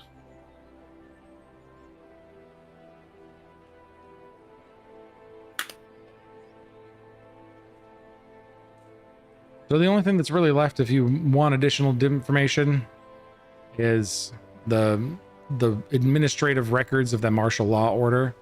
That anything that would have tied to this annex, you could go into try to get into the city administrative registry. You know, some of the body of records that has some of this information. It's not going to be as much breaking and entering. There is public knowledge on this stuff. It's just cross-referencing it and finding the right information. To which, knowing that, you know, Corin is obviously speaking up about it, saying, yes, we should absolutely go try to find and cross-reference data. I love cross-referencing data. Cool. I love cross-referencing. Yes. I love data. He's got that numbertism. Let's go. And we've also, at this point, like since it's the next day, we kind of woke up with Aaron and Viola briefing us a little bit on what they found and showing us the forged seal, so we know what to look for. Oh yeah. Yeah. All right. So getting in is not too difficult. There's public records access. Most of it is, you know, they've been forging this stuff for a while, and it's so much in the public domain now. They're not really concerned about it. And people have questions about why these buildings were annexed, and gives them the legal recourse. So they're not going to hide it. You want to hide in plain sight. But society check really for any sort of lore relating to academia would be useful here for cross-referencing data to find the specific order. I know we're just murking. Yes, Viola we know you here. have all the lore skills. Viola's just dying. You wanted to go be sneaky infiltrating? There's This would two have. lore skills. You have that all he the lore mentioned are skills, but both you're ones also that I have. the only shapeshifter in our group and the only other stealthy person. So that Aaron doesn't have to go alone. That is true. We can let our book boy be a book boy. I will use society to go try to find the specific document. Do it. Oh, that's not good. Oh. Mythic points remaining. I do. I've got 2. Let's reroll using mythic. Yes. Right click that bad boy and reroll. Okay. A little better. A little better. Corin does go. Got it. He finds the specific order. It authorizes the use of the annex for temporary and military administrative purposes. A vague mandate that technically covers detention without naming it. So, we could use Arcana now or Society to do some more cross-referencing, find some more. If the seal is forged, this one absolutely has the forged seal on it, so finding additional records that match it would be pretty easy. I've got Society. Let's give it a whirl. Go for it. Yeah. We're doing great. Oh, it was on 17, and We're doing that's so it. great. Yep, that's great. I don't know. They all look the same to me. Yeah, I get that a lot. I feel that most places we go when we're looking for stuff. I guess I can give it a shot then, and Coronel can try to as well. We're doing great. We're doing great, team. Keep doing great. Statistically, I should be able to roll this one. Okay. 24 That's not bad. successful. Oh, So, oh yeah, you did critically fail then. Ooh, that's actually going to increase the heat a little bit. Wait. I have something for this. Damn. Oh no, it's shameless request. I didn't damn. request anything. I just looked. Yeah, shameless request says if you critically fail, you only fail. Right. But that's for making requests using my charm. Outlandish request. Yeah, I'm a cute little guy. Increases the heat a little bit, but Okay. not so bad. All right. However, with Corin's success, able to cross-reference that skill against, the Romp Branch findings, the things that they did earlier. And the order bears that same forged seal, and it's not a legitimate martial order. Paperwork constructed to look like one. Likely thread that we are pulling at this point is that physician is keeping him sedated in that annex and detained there. So some information. They don't want him dead. Yep. They just want him out of the way. Yeah, for now. Having pulled the thread as much as possible here and understanding, a freed Marshal Corvin can't reach the wedding in time to attend, but if he was to be resolved with this sedation, he'd have enough time to get with the rest of the outer ward guard. If we get the right people in place to free him before the wedding concludes, he could issue standing orders to his officers to reestablish legitimate command authority of the outer wards. Really matters if we have to need the city guard to respond to an alarm, honor an arrest, hold a position during whatever happens after the wedding. This guy's absolutely a post-wedding asset, not somebody that we're going to be able to use during the moment, but this is a huge asset and a win for us to know that we've got some extra security after the wedding. Interesting. Okay. At this point, we've spent most of the morning. Aaron and Viola have gotten some much needed rest, and the 5 of us reconvene and have the afternoon together to be able to pursue another couple people. Between the 5 of us, we can pursue 2 more.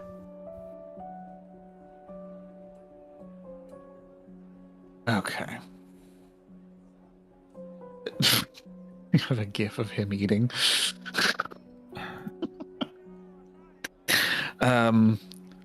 Who else would be worth tracking down? We did the Marshal. Did the Cipher Keeper, I think, to the best of our ability, right? Oh yeah, we got that shit on lock. Did we look into what's the Archivist? Oh no, wait. Yeah, Ambassador Isolde is the next one that Sarah wanted us to look at. That was the one. Or sorry, Viola wanted us to look at.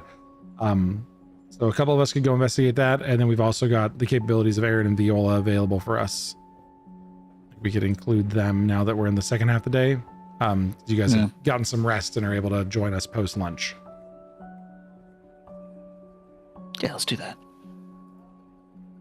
Okay. Yeah. Ambassador Isolde. Fenrathfire. Who do we want to go investigate and who's going to go where? So we've got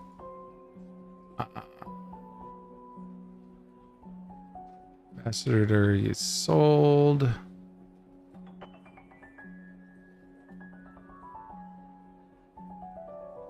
And then who else is going to, who else do we want to look at? And also who's going to go investigate Ambassador Isolde? Does this call for a sneaky? We don't know yet. It's more of a talking to people thing, I think, so far, because we need to look at why she went missing in the middle of the day. Yeah, this is Yeah. direct Oh, that's right. She was the one that went observation. missing. This I is wanna go on that one. investigation, so we kind of got to figure out who's Yeah. got what going on. I'll go check on the ambassador Yeah, or I'd countess, like to go for that one whichever too. one. Viola, Cypher. This is Any... the one who vanished, right? Yes. In the middle of the day. Okay, cool. Yeah, Anybody that else want to jump in on that one?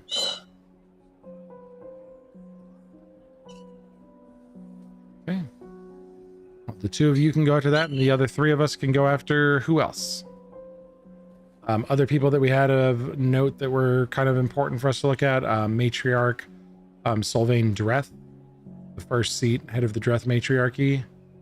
One of the other ones that were of interest to us, I think we had as might have been Cray. Dolan Cray. I go consult my notes on who I had in The Marcus. archivist. I had 10 people and I randomly starred a few of them. I think he was one of them. Oh, Ruby getting angry. I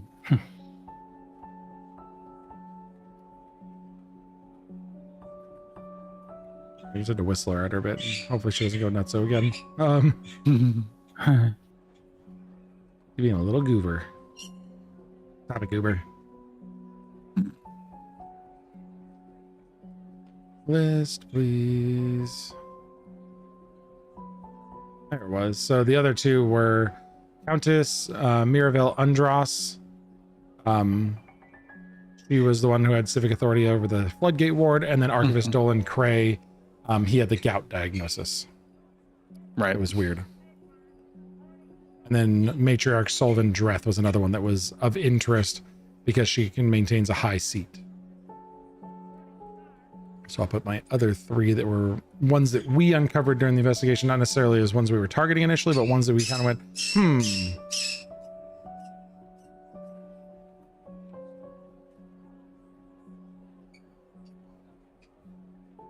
There we go. All right, so Aaron, Gabriel, Corin, three of us are going to go after another one. Who do we want to go after?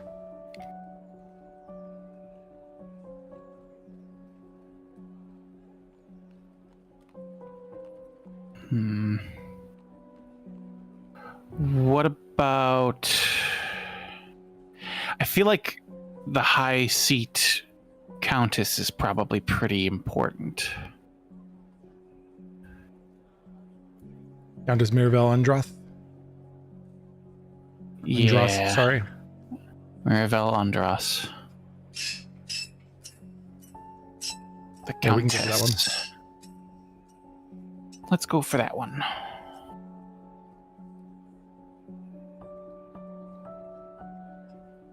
just have to quickly mute the stream and then whistle at her and she stops for a moment.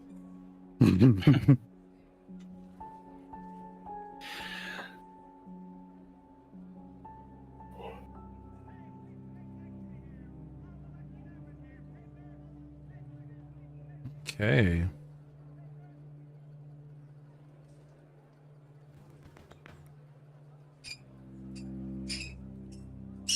Oh my goodness. She's being so extra tonight. Sorry, guys. Oh, good. It's all right.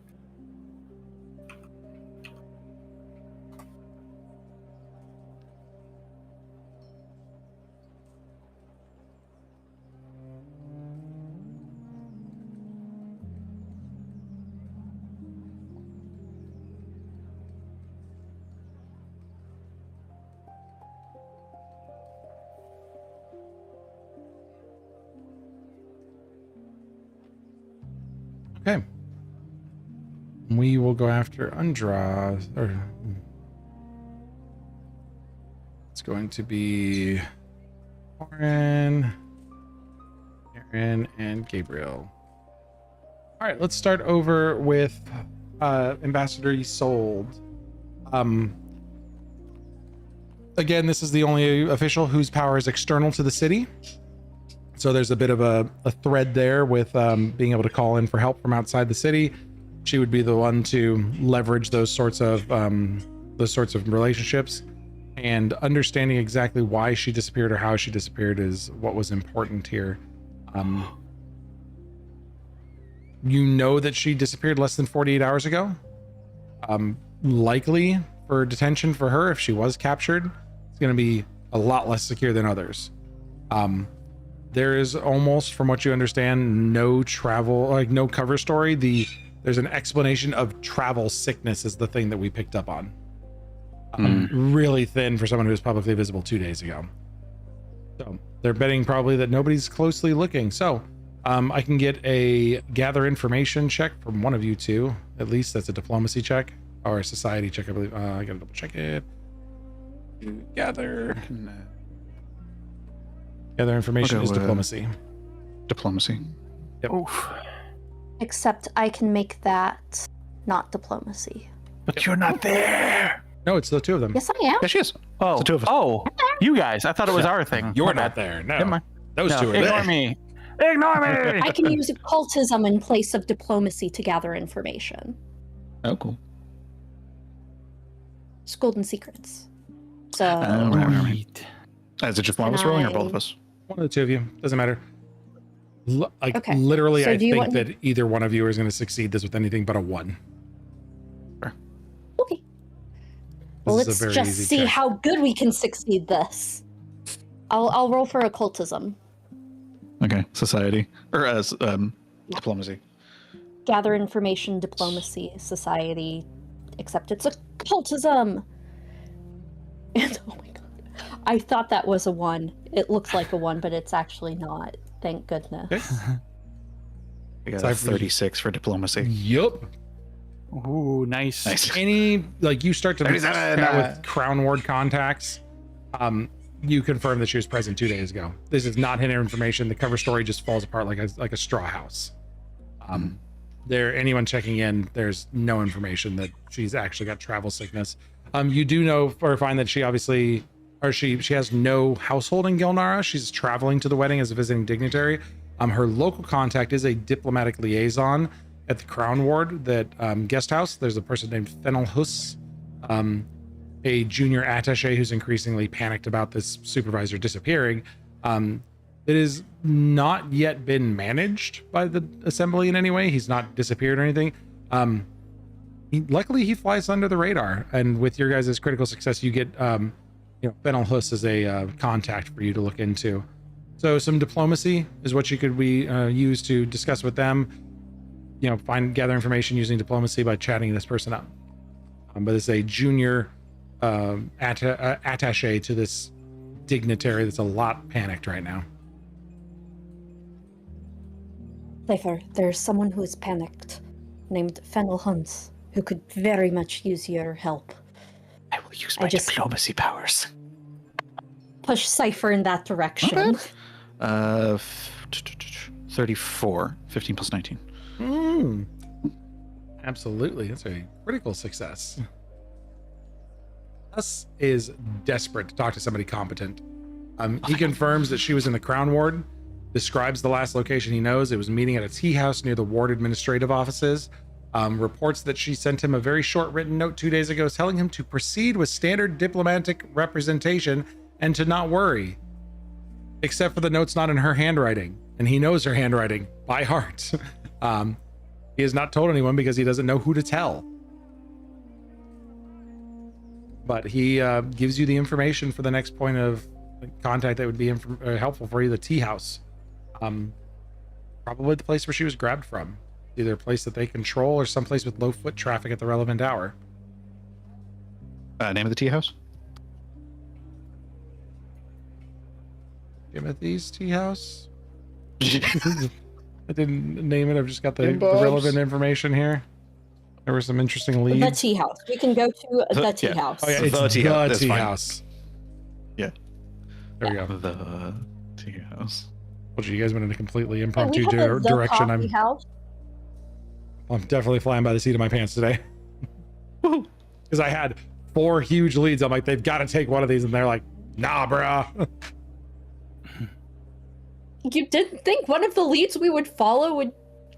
I didn't think it would be the random like individuals. I was like, oh, they're such good leads for them to follow. They're not all the random replacements. But nope. Should have thought of that. That's relevant.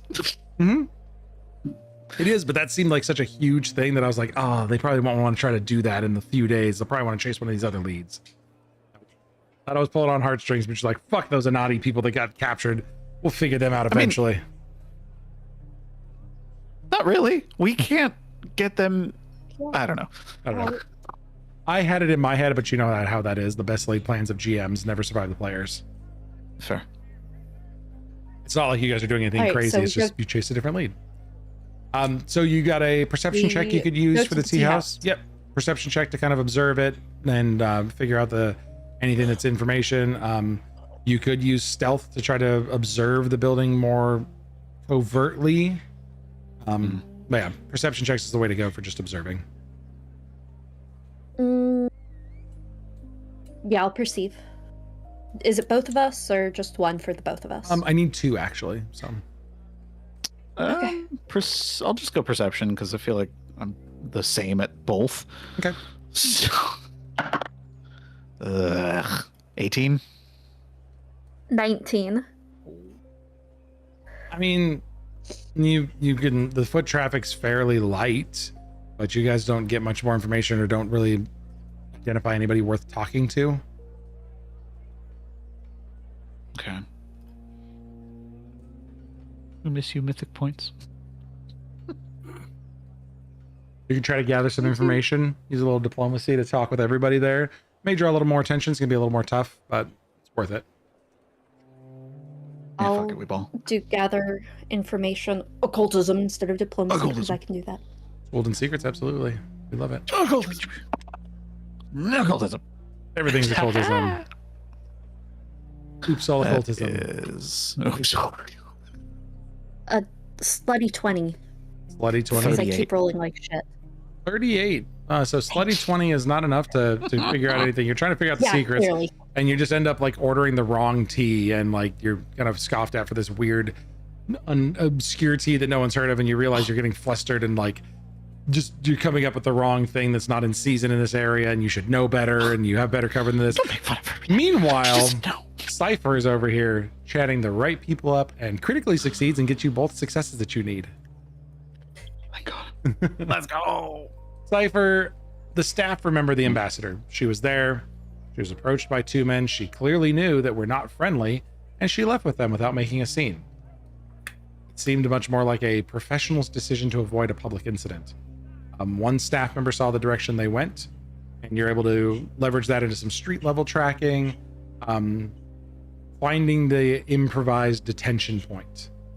You've kind of got a region where they left the street at.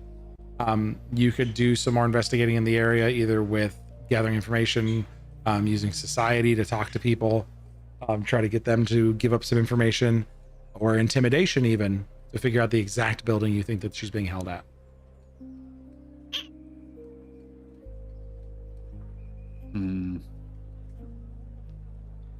Just look over at Viola.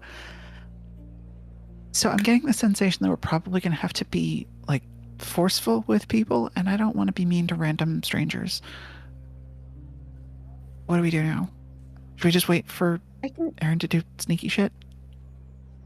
I mean, I can be sneaky. I can also be mean to people. Okay.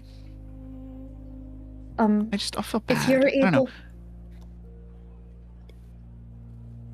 able, why don't you be nice to people? And I will be not nice to people, and we'll see who's more successful. Okay.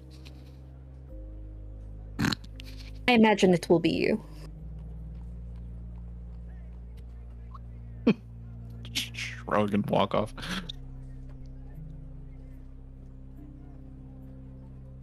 Oh, you said society for talking to people. Society, diplomacy, intimidation. Okay. Oh, diplomacy. Reliable. Could I potentially...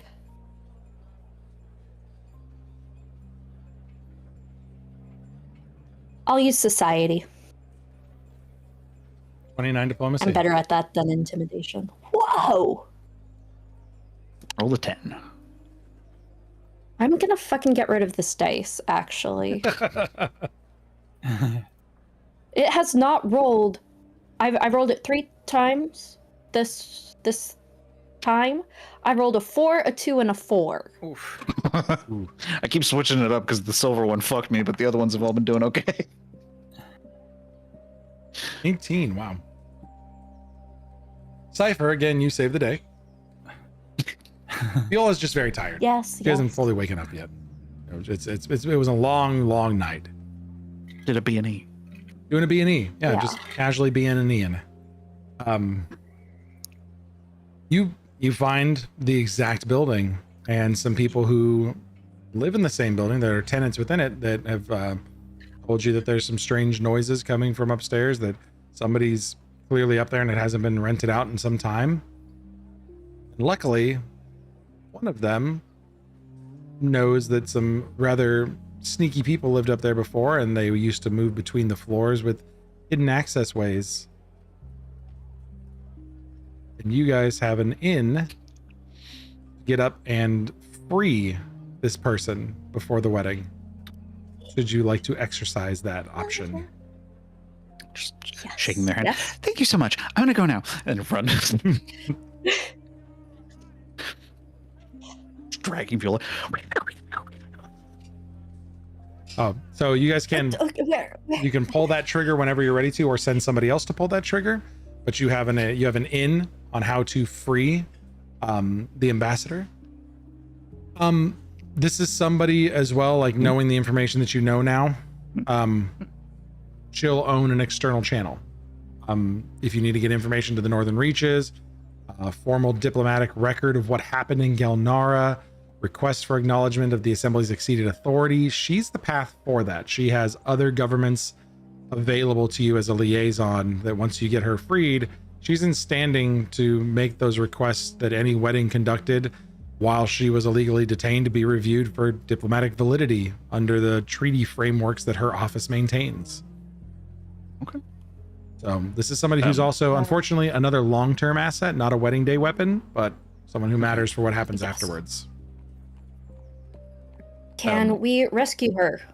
Yeah. Is that possible in You the can time we have? literally go up there and just be like, move the panel in the floorboard, get up underneath the bed and curl out and just be like, she's basically sitting there on a bed. She's stuck in a back room on a bed. Viola's gonna change to have the uniform of one of the Nockshade assemblies. It's Oh, I noisy see enough what you just on the street Or- and in everything else. Like she's back in a back room, and then the two people that are with her are probably sitting on the front room thinking that there's only one entrance. Because we're going in through the floorboards. Gotcha. Oh, Yeah, okay. she's up in a loft. Gotcha. Okay. Then I won't do that. I was thinking for people, if people get asked if they saw anything, that they could say they saw just Yeah. the same type of As- people. As we're leaving with her, we can like do the outfit swap and like this way, bam. Yeah. Absolutely. Both look so big and strong and terrifying. You play the card as after you rescue her, so she knows. Oh no, we lost Maddie. Yeah, headphones died. Rip. I'm Maddie now. Uh, I am the Maddie now. and maybe something else happened. Oh, I'm not Maddie anymore. Oh wait, no, I still am. Nope, wait, There we no, go. I'm not. My Discord crashed. Oh my, We're fixed. We're good. Oh my gosh. No, we're not. there we are. Okay, now we are. Yeah, no, I was reading we the are. chat. I was trying to check up on stuff. Don't throw it into the voice channel chat. Throw it into the private chat because I just keep forgetting and I accidentally click it. Old habits die hard.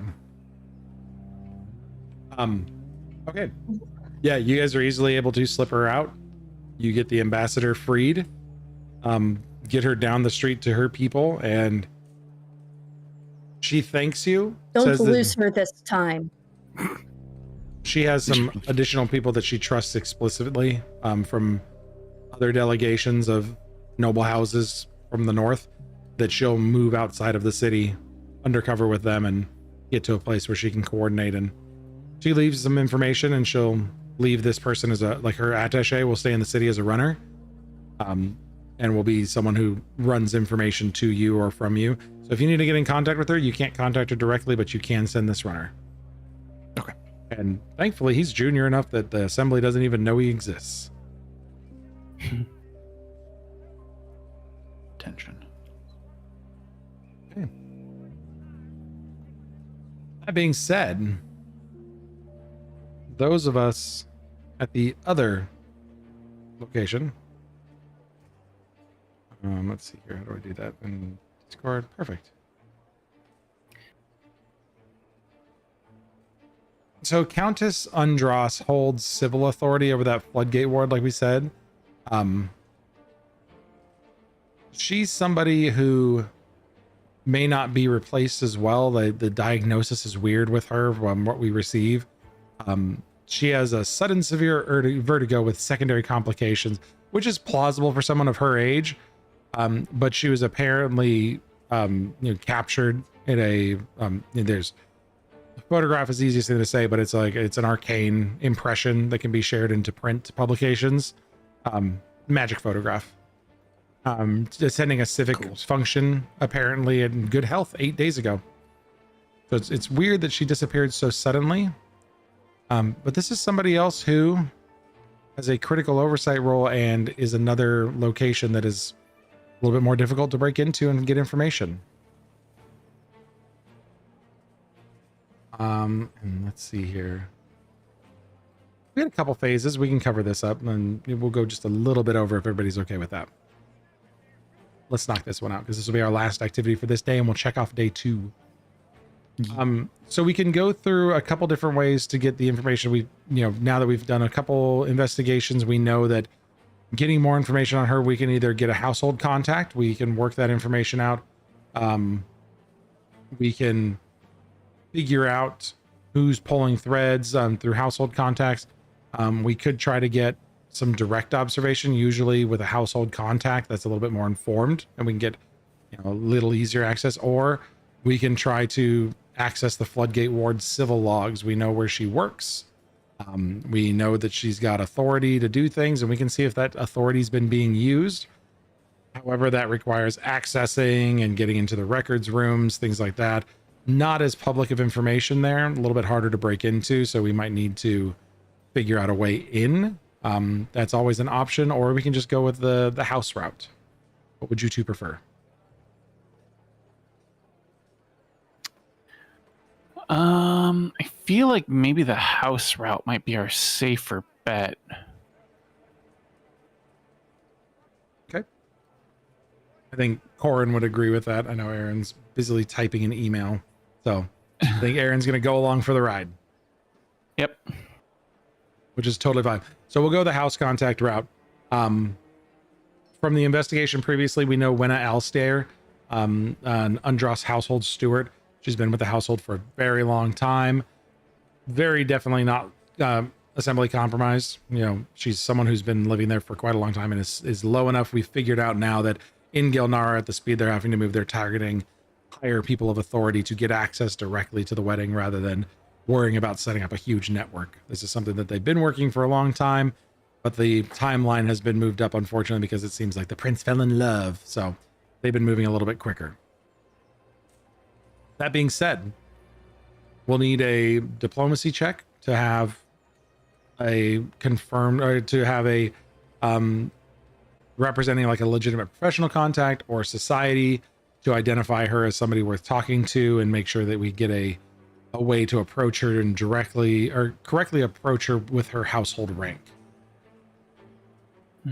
So of those two, Corin is decent at both of them and will offer up his services, but Zach, I'm going to leave this decision up to you. And if Gabriel wants to act first or save his action for a potential later round. Gabriel is much better with society than he is at diplomacy, so Gabriel's going to take the society route. Okay, go and give me a society check. Yeah. Yeah. 23? It's not terrible. Not terrible. You do manage to get in contact and gain an audience with Wenna, who reports that the Countess's personal physician, Dr. Emrath Tully, has been replaced by an unfamiliar physician she was told was a specialist. She's been not permitted into the Countess's chamber for 6 days, which she finds unusual. The Countess has always insisted on staff access during past illnesses. No critical success, but some information. Okay. And you can definitely have Corin lean in and help a little bit more if you want to, because he's got a check available still. I was going to say, knowing that she's being kept under medical, authority, could I do a medicine check as a way of proving like I know about medicine and could offer my services? I like it. Go ahead and roll it. All right. Don't screw me, don't screw me, don't screw me. They 51-50'd her. No! It was on a 20 and it rolled. 16. I apologize. We have enough specialists in the building at the time. We don't need any more medical professionals. As far as I'm aware, she's fine.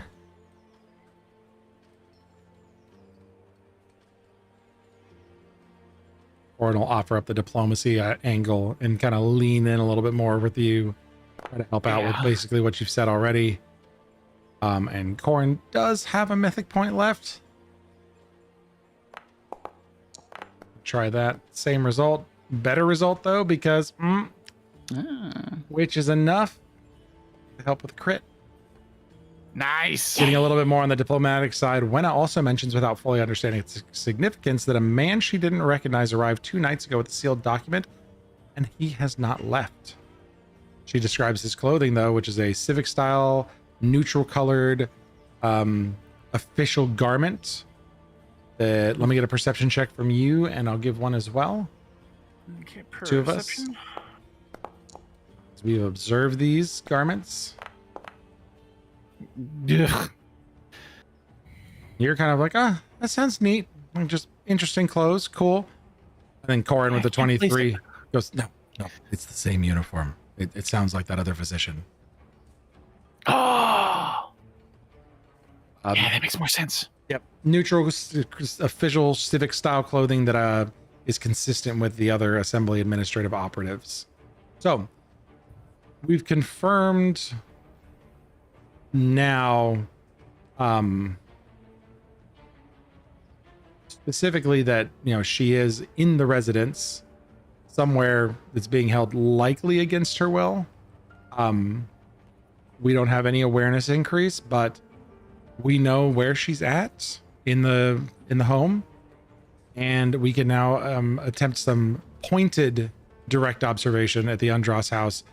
This mid-height civic residence with a walled garden, 2 street-facing windows at the upper story, and a service entrance on the side lane. And we can leverage Aaron for some stealth checks, acrobatics, and athletics to figure out what's going on here. Yeah. So let me first give you a stealth check to get to you the garden wall undetected. Over the garden. Go, girl, go. Yeah. Oh, that's a sneaky crit. That's a So- sneaky burb. That's a sneaky burb. Sneaky burb. So not only are you going to get the success on the stealth, but you are automatically going to succeed at the first observation check, where you note that the upper window shows candlelight at irregular hours. It's consistent with someone confined to bed but not sleeping on a normal schedule. You also see, while you're up there on the garden wall, a 4-man rotating guard interval schedule as you spend some time monitoring it, just being careful to keep some observation while Corin and Gabriel keep the folks distracted and keep them off your tail. We spend a lot of time here in the afternoon observing, and you see that there's a rotating 2-hour interval schedule. This is not nursing for someone who's under duress. This is a security schedule.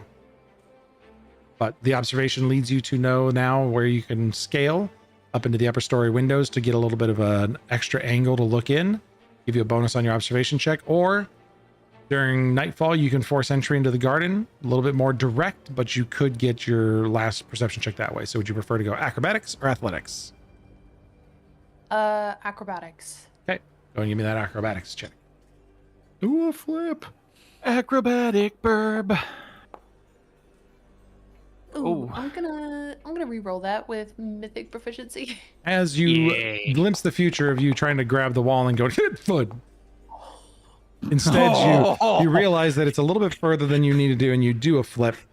You do one of those running along the wall and then forward backflips as you move forward and backflip yourself up to grab onto the wall as you land. That is an absolute critical success. She also has just she's been working out the wings, so she's just now been she's now really able to use her wings in acrobatics.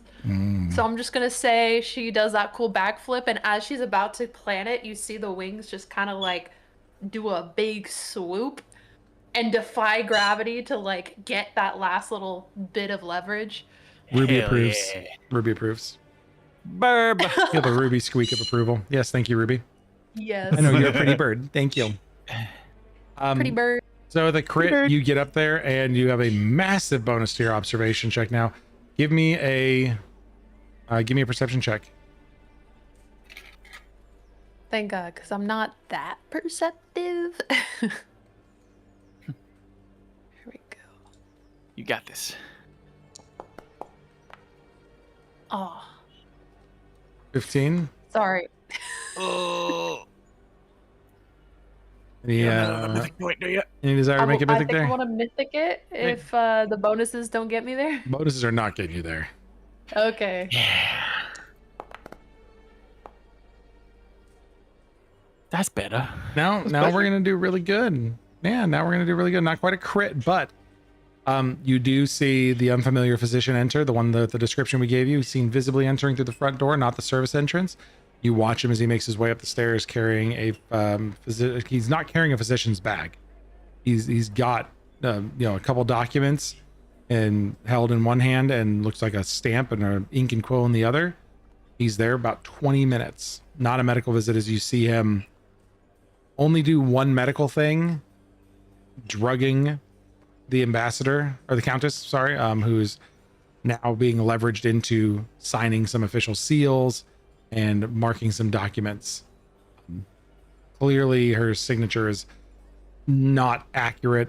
She's under duress, and you're able to get the information that you need that this woman is clearly being held against her will here.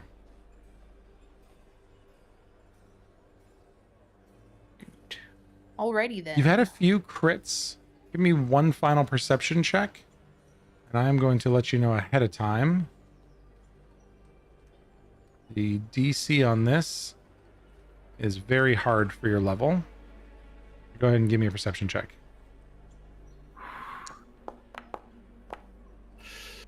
Oh. 26. You don't notice anything else out of the ordinary. Ah.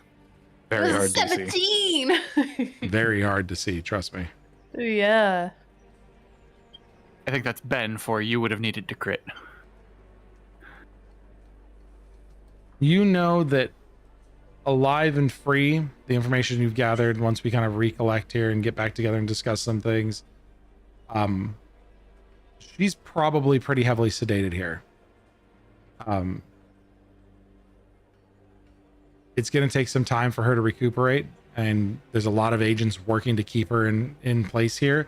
This may be something that you coordinate with the coordinate with the marshal, get them to assist here and send some people in to extract her morning of the wedding, because she'll need some time to wake up and recuperate. But she has the authority to order a civic order closing the assembly's floodgate facilities that are under the control of the assembly, directing the ward to establish constables and secure it. Doesn't guarantee any enforcement, but I mean, that's the legal framework for a resistance against the assembly, specifically within the city. So any actions that they've taken, any of the facilities that the assembly has commandeered with their illegal orders, she can issue a civic order to start the proceedings to get those countered. I mean, that's something wedding day that can be used to divert attention. Further, she can deploy some special credentials. She's a person that could grant you guys temporary ward constable authority. She's got civic power. She can give you guys legal standing to enter any secured premises without triggering alarm responses. So if you guys wanted to wake her up earlier, she'd be able to get us into some doors that we couldn't get in before. Further, alive and free, she constitutes living proof of the assembly's methods. Her testimony at or during the wedding ceremony, delivered to the right ears, it's a political bomb. She's a victim who can speak for herself, and her rank means accusations don't easily get dismissed. This woman carries some very big civic and legal weight. Further, since she's been removed from the wedding, if she shows up freed and in good health, she can very easily reclaim that seat. Suddenly a demonstrably alive and free countess is a big public statement, and that's an ally in your corner on the wedding day. Yeah. So we have collected. That's the only one for the wedding day itself so far, It's right? the first one we've received for the wedding day. We have concluded a large amount of information gathering. There are clearly some more people we can continue to target for additional operational needs. We can start to look into some more of these people. We have 2 days remaining. Garments are available to be collected as well. We get notified by our friends over at the Gossamer thread that our stuff is ready to try on and pick up, and all those beautiful pieces of art that you guys have posted in the ArtShare channel are available for trying on so people can see what they look like in their fancy new outfits. But we inch ever closer to the big political wedding bomb and what's really going to happen with Dimitri and the Mad Mage Auric, all these threads converging into what is clearly going to be the next major stepping stone in this campaign. We're looking forward to have that happening towards the end of this month after 2 weeks out of Disney. I have a question. What you got? Why are we waiting until the wedding to drop the bombs? It depends on Good question. depends on when you guys want to release information. When you want to get Like, people. wouldn't it be nicer if we, like, didn't ruin someone's wedding day?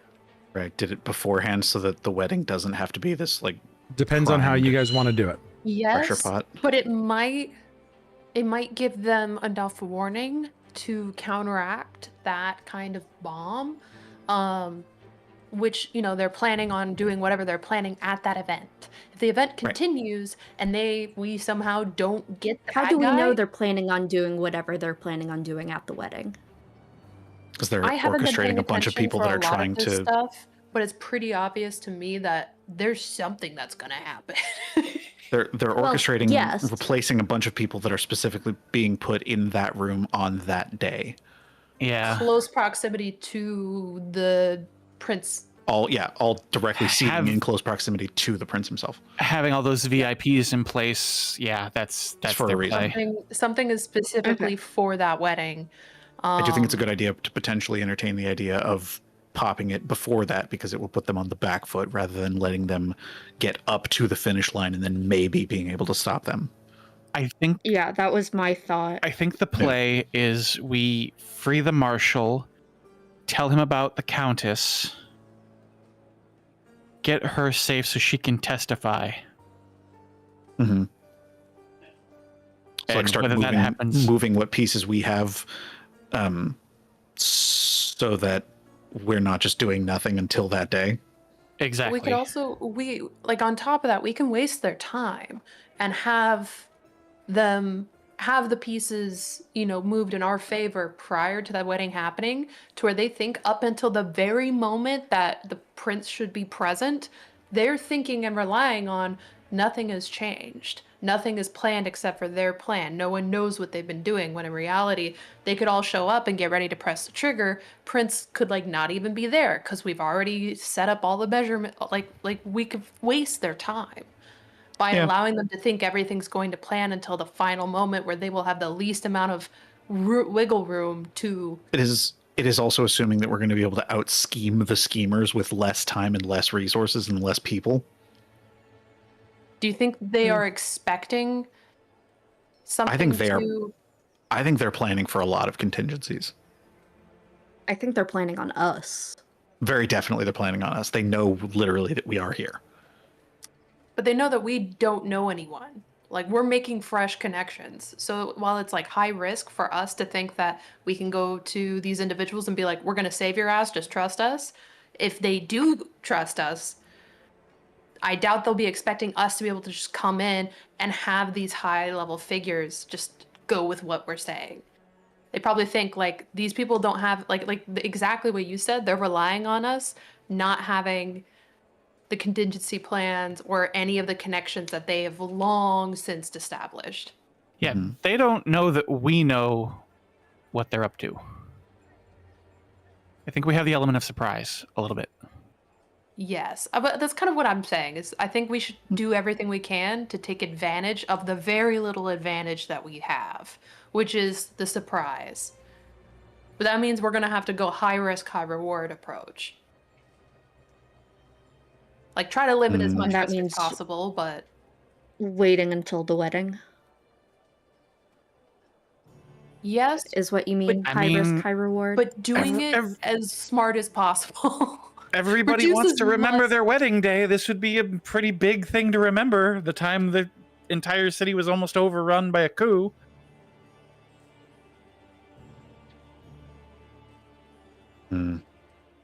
Well, we got 2 weeks to think about it. Yes, we do.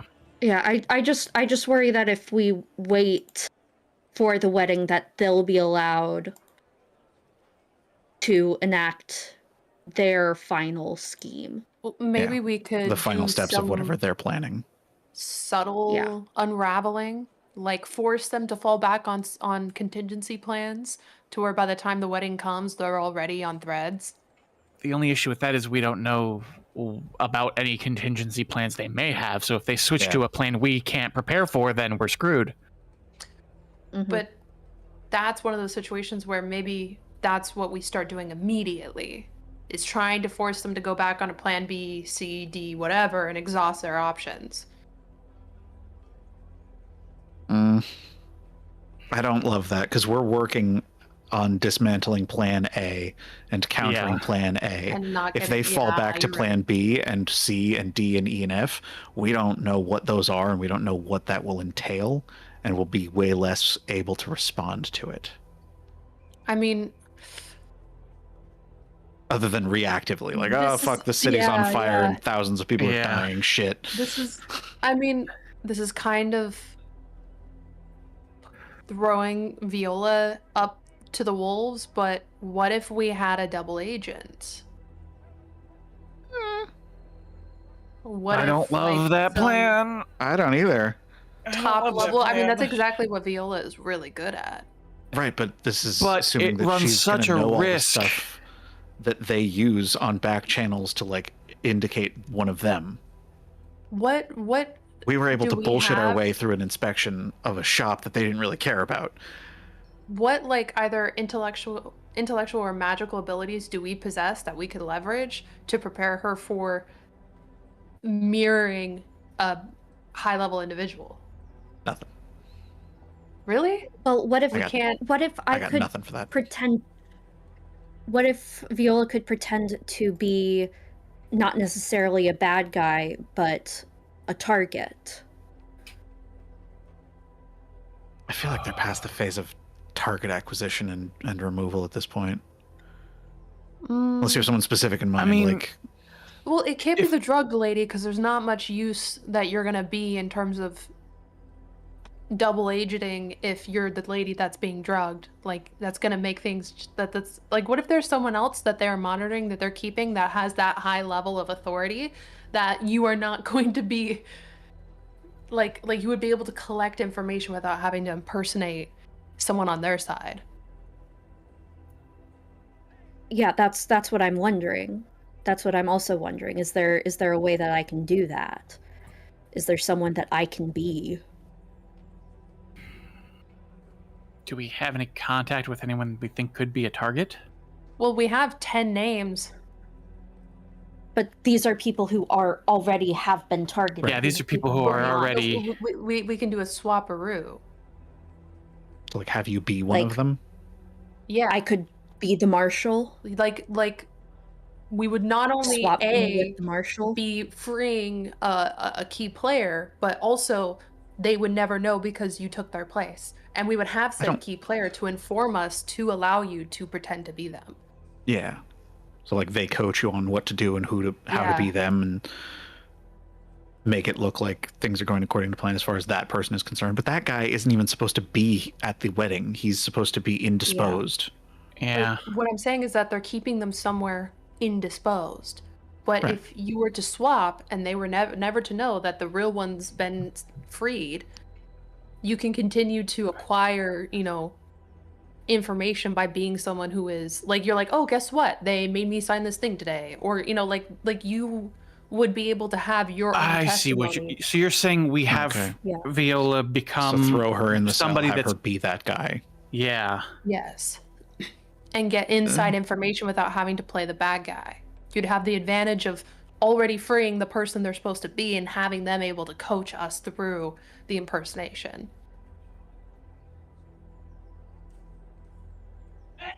Hmm. But I don't like the idea of Viola being alone in a cell surrounded by Yeah. enemies. We would need one of us to be constantly there secretly. Probably Aaron. Aaron would do best, most likely. Whoever, like if Viola gets planted somewhere, Aaron would have to be there the entire time with her, without them knowing.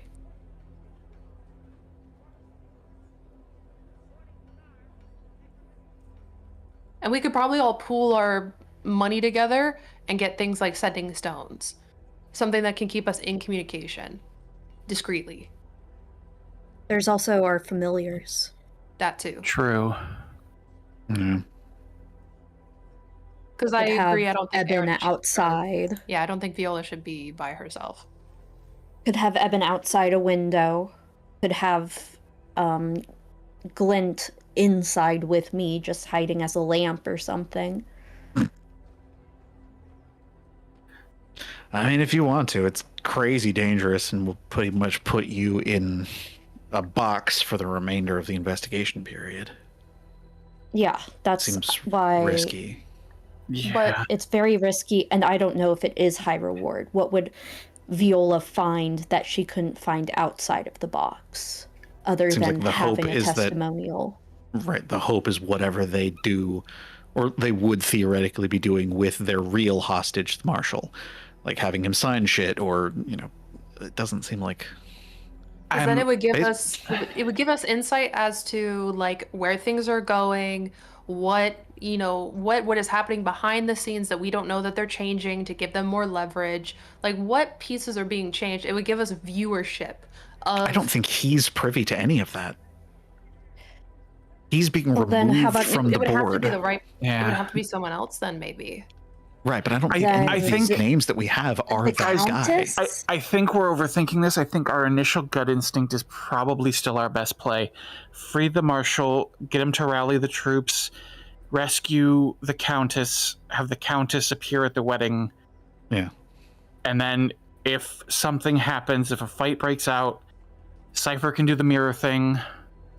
If that works, I don't even know, but If that works, yes, fingers crossed. Are you guys having I this just feel like conversation that's- in character at the tavern? Just I like don't think in we would be our- having in it your publicly. room, But up in No, your room. this is quietly. definitely not a public Yeah. thing. This is a private thing. Yeah, this is not a public conversation. There's a set of footsteps climbing up that attic.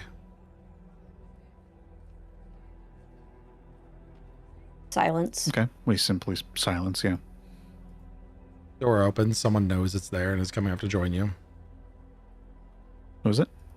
Rio Probably climbs Prasad. up. Oh, Oh, Oh,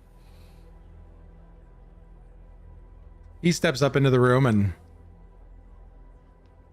kind of cleans himself off a little bit. He's covered in grime and dirt, clearly been crawling somewhere. Not the undercroft or further deep below the undercroft where the crafting area has been. And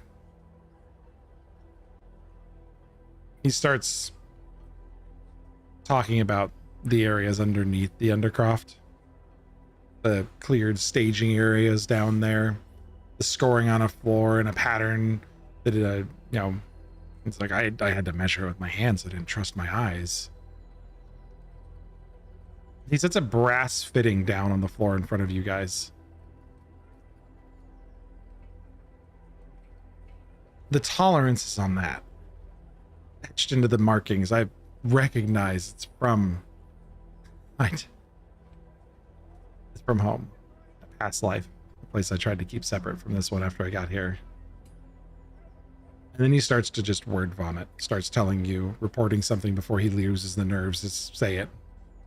In your plane, in the sheltered plane in Teavor, there's an anchor glyph is what you can carve into something you need to hold still against a force that wants to move it. Not a physical force, but a planar one, something that wants to pull a fixed point loose from where it sits in reality and drag it somewhere else. It happened to me unintentionally before, and I was separated from reality.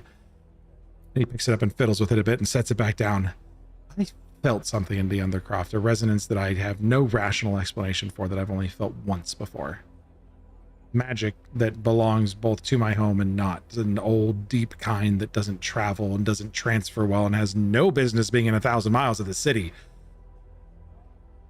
whatever they've started to assemble, whoever's really pulling the strings here, I don't think whatever they've assembled is here, at least not fully. It exists outside this plane, but close enough to act on this location. I think Dunscaith was the kind of the first Prototype. Yeah. It's far enough that we just can't simply walk down to the cellar and smash it. The staging area is really a relay point. What I felt was the reach of something much larger operating from somewhere planarly adjacent.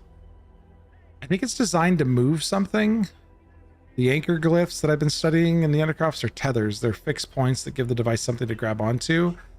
But the scale is beyond city. It's beyond, frankly, this entire half the kingdom.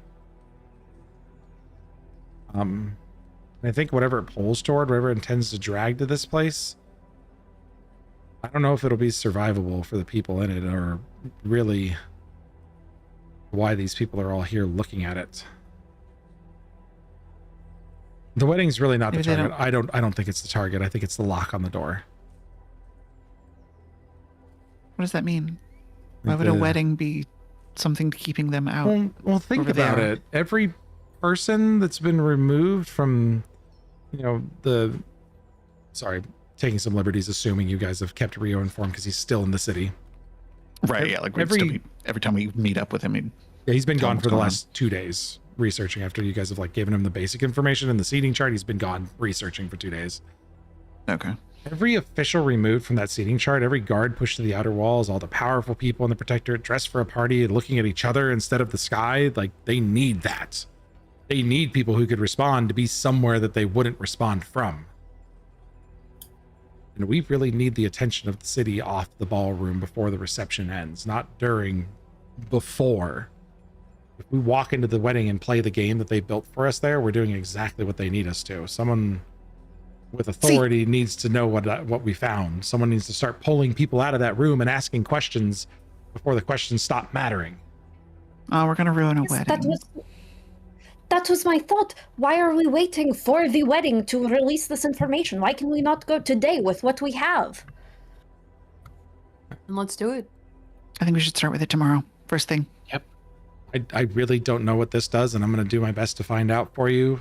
But can you find other ones? Also, have you tried smashing stuff? Because you're very good at smashing stuff, and you said it didn't smash this, but this is an anchor here, so I've disconnected this one.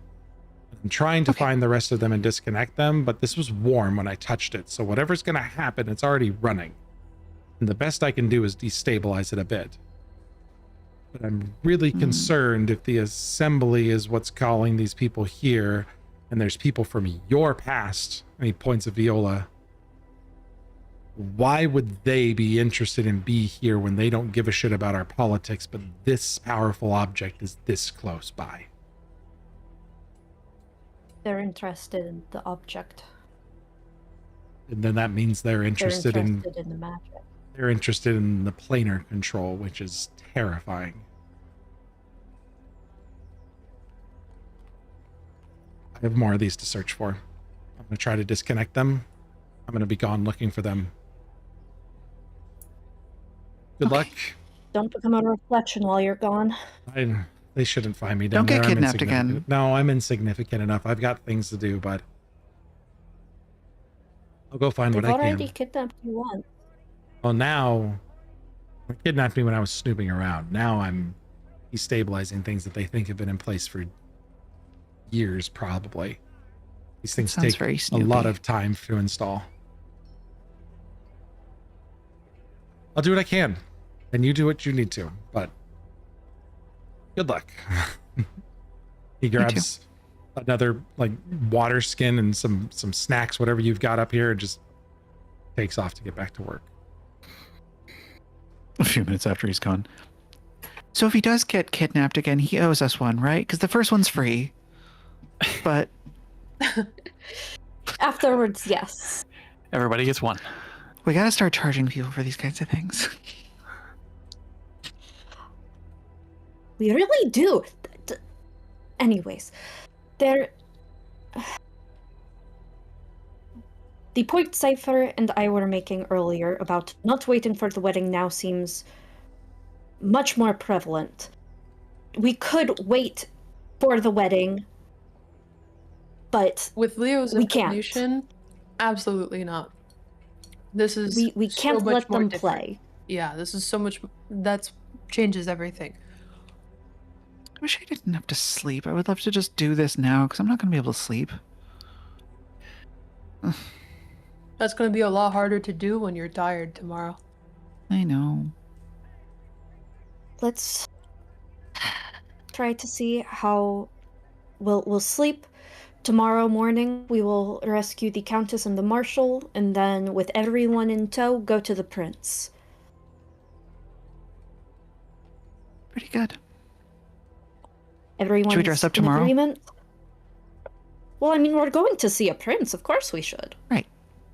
Since, you know, we're probably not going to be invited to the wedding since we're kind of ruining everything. Yeah, probably. But we should still dress up nicely to go see the prince.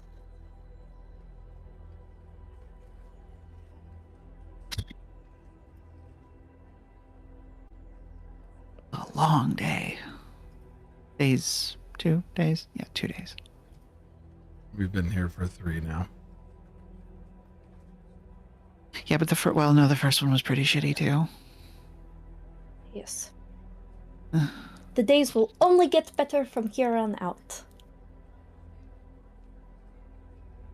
Why would you tempt fate? Because I do not believe in fate. I believe in manifesting. I believe in irony. Yeah. It's going to get a lot worse, and then it's going to get a lot better. And then worse, and then better. Yep. That's just how life goes. Good morning. Have you two finally gone insane? You've both cracked, right? I wouldn't say Like- gone. Mentally, like egg crack, right? That's what's happening right Oh, like a bird egg? now. I don't know why it has to be a bird egg. Just any egg. Because Are there non-bird eggs? Also, because like we're there. reptiles. Wait, what? I forgot about reptiles. Yeah, there are reptile eggs. Fish. Fish eggs. Yeah. Fish had eggs? You Yes, you that's very are thin. That's gross. Also, uncharacteristically in a great beasties, mood. Platypi, they lay eggs. Platypi aren't real. Yeah, that's something you made up.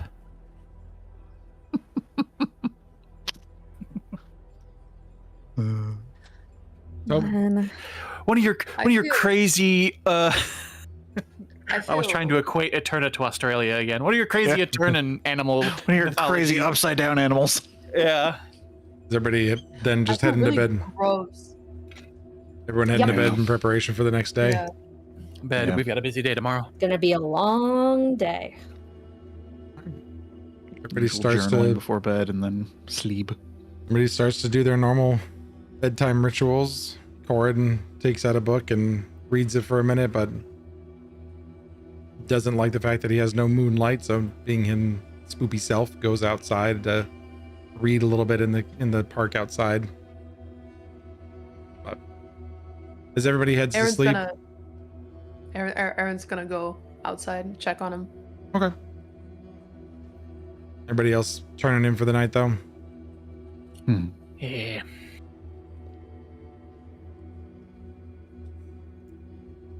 So Aaron will come back outside and hang out with Corin for a bit, who's kind of got one of his tomes laid out on the table, but has just got his hands on it and is looking at the night sky. And since we haven't done one of these ever, and he's an oracle, I feel it's only fitting that for the first time in ever, as you walk up, his eyes are just wide, staring at the skies, and instead of the little twinkles that you can occasionally see that looks like starlight reflecting in those deep black pools, they're swirling series of stars and constellations moving rapidly through them. And in a hollow, trembling voice. An oracular revelation is delivered verbally to you, Aaron, since you're next to him. It simply says, the constellations have been overlapping since morning. There are two skies pressing against each other, and the stars in one are completely dead. We'll pick back up in 2 weeks. Or in 3 weeks, actually. I'll be out for 2 weeks. I hope you all have a wonderful night. Thanks for playing. All sorts of spoopy, gross stuff to deal with in a few weeks here. I'm going to go enjoy Dibney. And, You have fun at Disney, you motherfucker. totally normal things for Spoopy Bird Boy to say. But Damn it. really I good came session. out here Thanks all because you for- did that thing where you seemed pouty and you wanted to tell me something, and I Oh, went no. somewhere to see if you wanted no. to tell me something, and then you say something really fucking weird. He wants to say What the some weird fuck, shit. man? All right. Thank you everybody for hanging out and play with us. As usual, we miss you greatly in times that we're off like this, but we got to do life first. And we appreciate you guys hanging out with us when we can be here. Hopefully things will calm down for the summer and we can enjoy a long stretch of games again, because we got a whole lot of craziness coming up. Obviously stepping into the middle of this campaign, getting ready to start our third arc. We are just couple short sessions away. The wedding marks the end, I think, of the second arc. We double check. Got 3? Yep. We begin arc 3, which is chapters 8 through 11, as soon as we wrap up the wedding. So we are this close, people. Some new shenanigans. So we appreciate you. Have fun, everybody, for the next couple weeks. Love you. See you next time. Bye. Bye, Internet. Well.